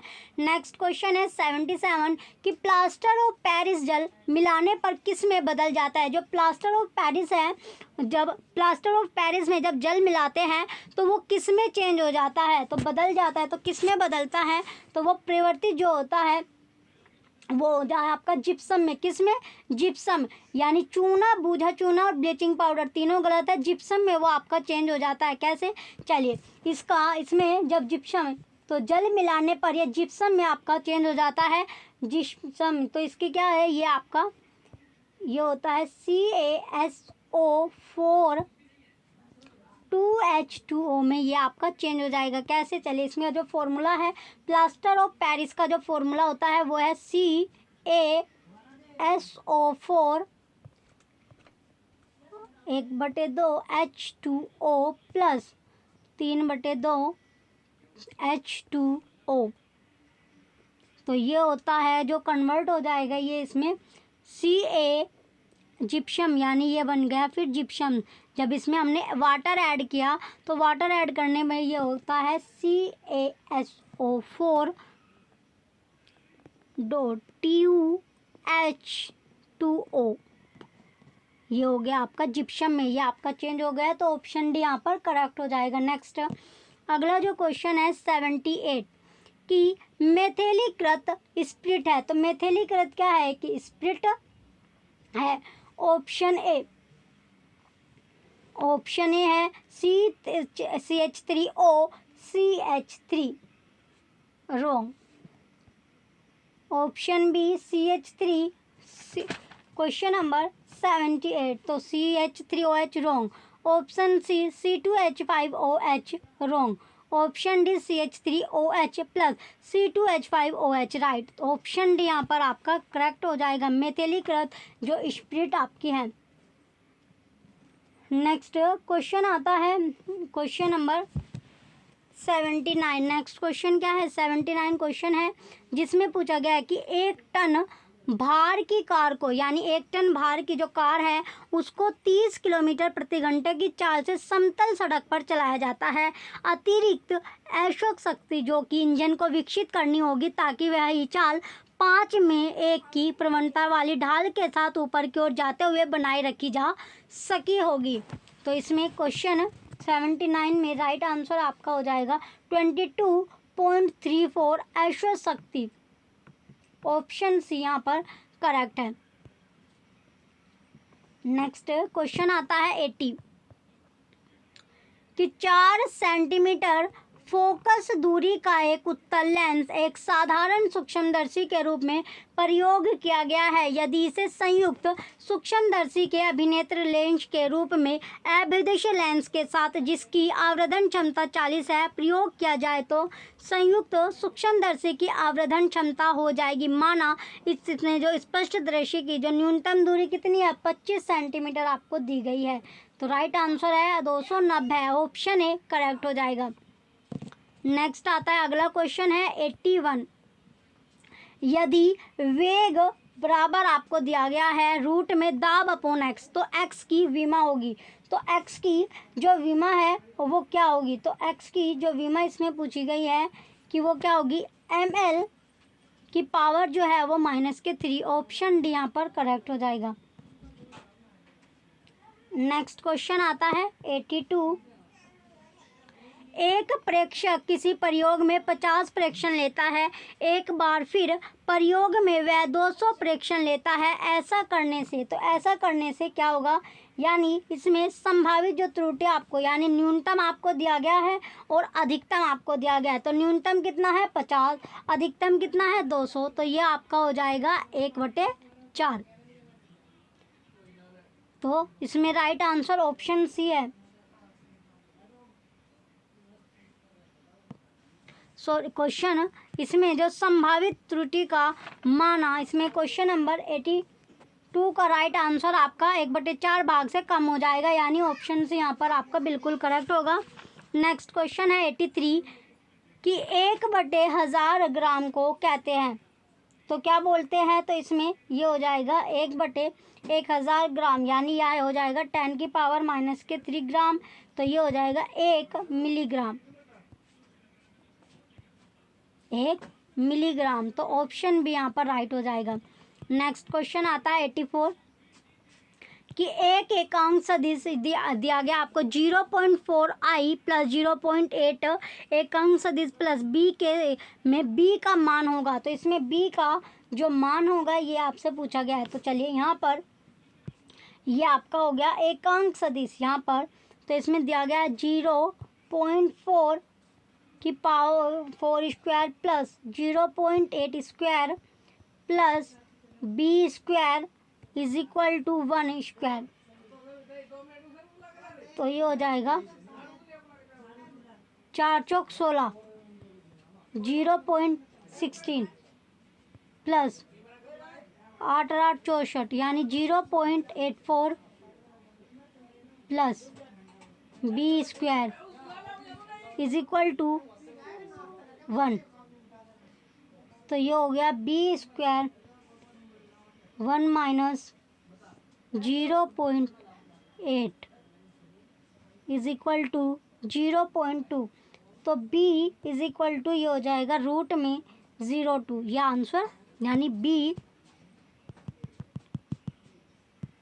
Is equal to root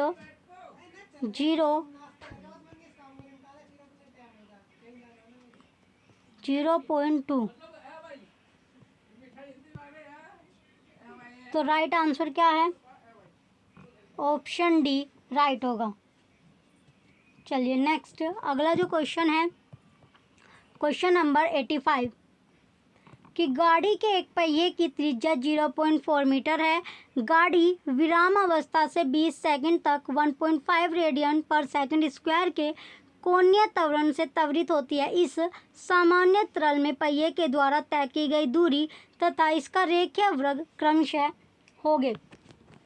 option A इसमें दिया गया है। तो इसमें क्वेश्चन में यानी जो गाड़ी है उसका जो पहिए की जो त्रिज्या है वो 0.4 आपकी दी गई है। तो पहिया प्रारंभ में क्या था, विराम अवस्था में आपका है। पहिया जो था स्टार्टिंग के टाइम पर वो क्या है, विराम यानी रेस्ट पोजीशन में आपका है।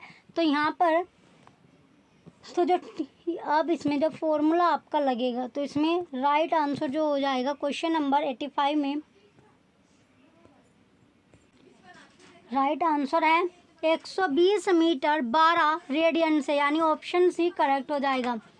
नेक्स्ट क्वेश्चन है क्वेश्चन नंबर 86 लोहे के निश्चित आयतन से लंबाई का एक तार खींचा जाता है। एक नियत बल F द्वारा तार की लंबाई में वृद्धि अनुक्रम ना पाती है।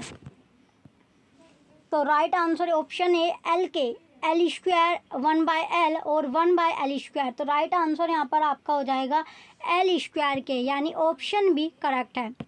नेक्स्ट क्वेश्चन है 87 एक कृष्णपिंड ए से कृष्णपिंड बी जिसका आकार एवं माप ए के समान है की अपेक्षा 4 गुनी ऊष्मा का विकिरण होता है। यदि ए का तापमान 192 डिग्री सेल्सियस हो तो बी का तापमान लगभग होगा। तो बी का तापमान कितना होगा, 56 degree Celsius. Option A correct है। नेक्स्ट 88 क्वेश्चन है एक सिरे पर बंद नली लंबाई है 25 सेंटीमीटर, व्यास बराबर 3 सेंटीमीटर के दूसरे सिरे पर फूंक मारने पर ध्वनि का जो वेग है वो 330 मीटर पर सेकंड उत्पन्न ध्वनियों की आवृत्तियाँ होगा। तो राइट आंसर यहाँ पर आपका है कि आवृत्तियों के संयोग 330, 990, 1650, 2310 हर्ट्ज आपका है। तो ऑप्शन बी करेक्ट हो जाएगा। क्वेश्चन 88 का ऑप्शन बी राइट है। नेक्स्ट क्वेश्चन है 89 कि एक उत्तल लेंस से 5 सेंटीमीटर की दूरी पर स्थित एक वस्तु का प्रतिबिंब वस्तु की ओर उससे 2 गुना बड़ा बनता है। यदि वस्तु को उसी लेंस से 15 सेंटीमीटर की दूरी पर रखा जाए तो प्रतिबिंब की लेंस से दूरी होगी। तो लेंस से दूरी कितनी होगी, 30 सेंटीमीटर होगी। ऑप्शन डी करेक्ट होगा। नेक्स्ट क्वेश्चन है 90 5 गुना 10 की पावर 14 हर्ट्ज आवृत्ति का प्रकाश है।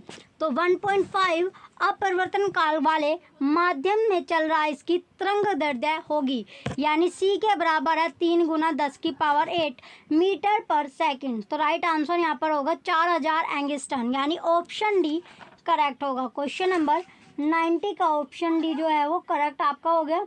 अब आता है अगला, नेक्स्ट क्वेश्चन है 91। निम्न परिपथ में अमीटर तथा वोल्टमीटर के पाठ्यांश लग क्रमशः 2A तथा 120 V आपको दिया गया। यदि R का मान 75 ओम हो तो वोल्टमीटर का प्रतिरोध होगा, तो प्रतिरोध क्या होगा, ये हो जाएगा आपका 300 ओम।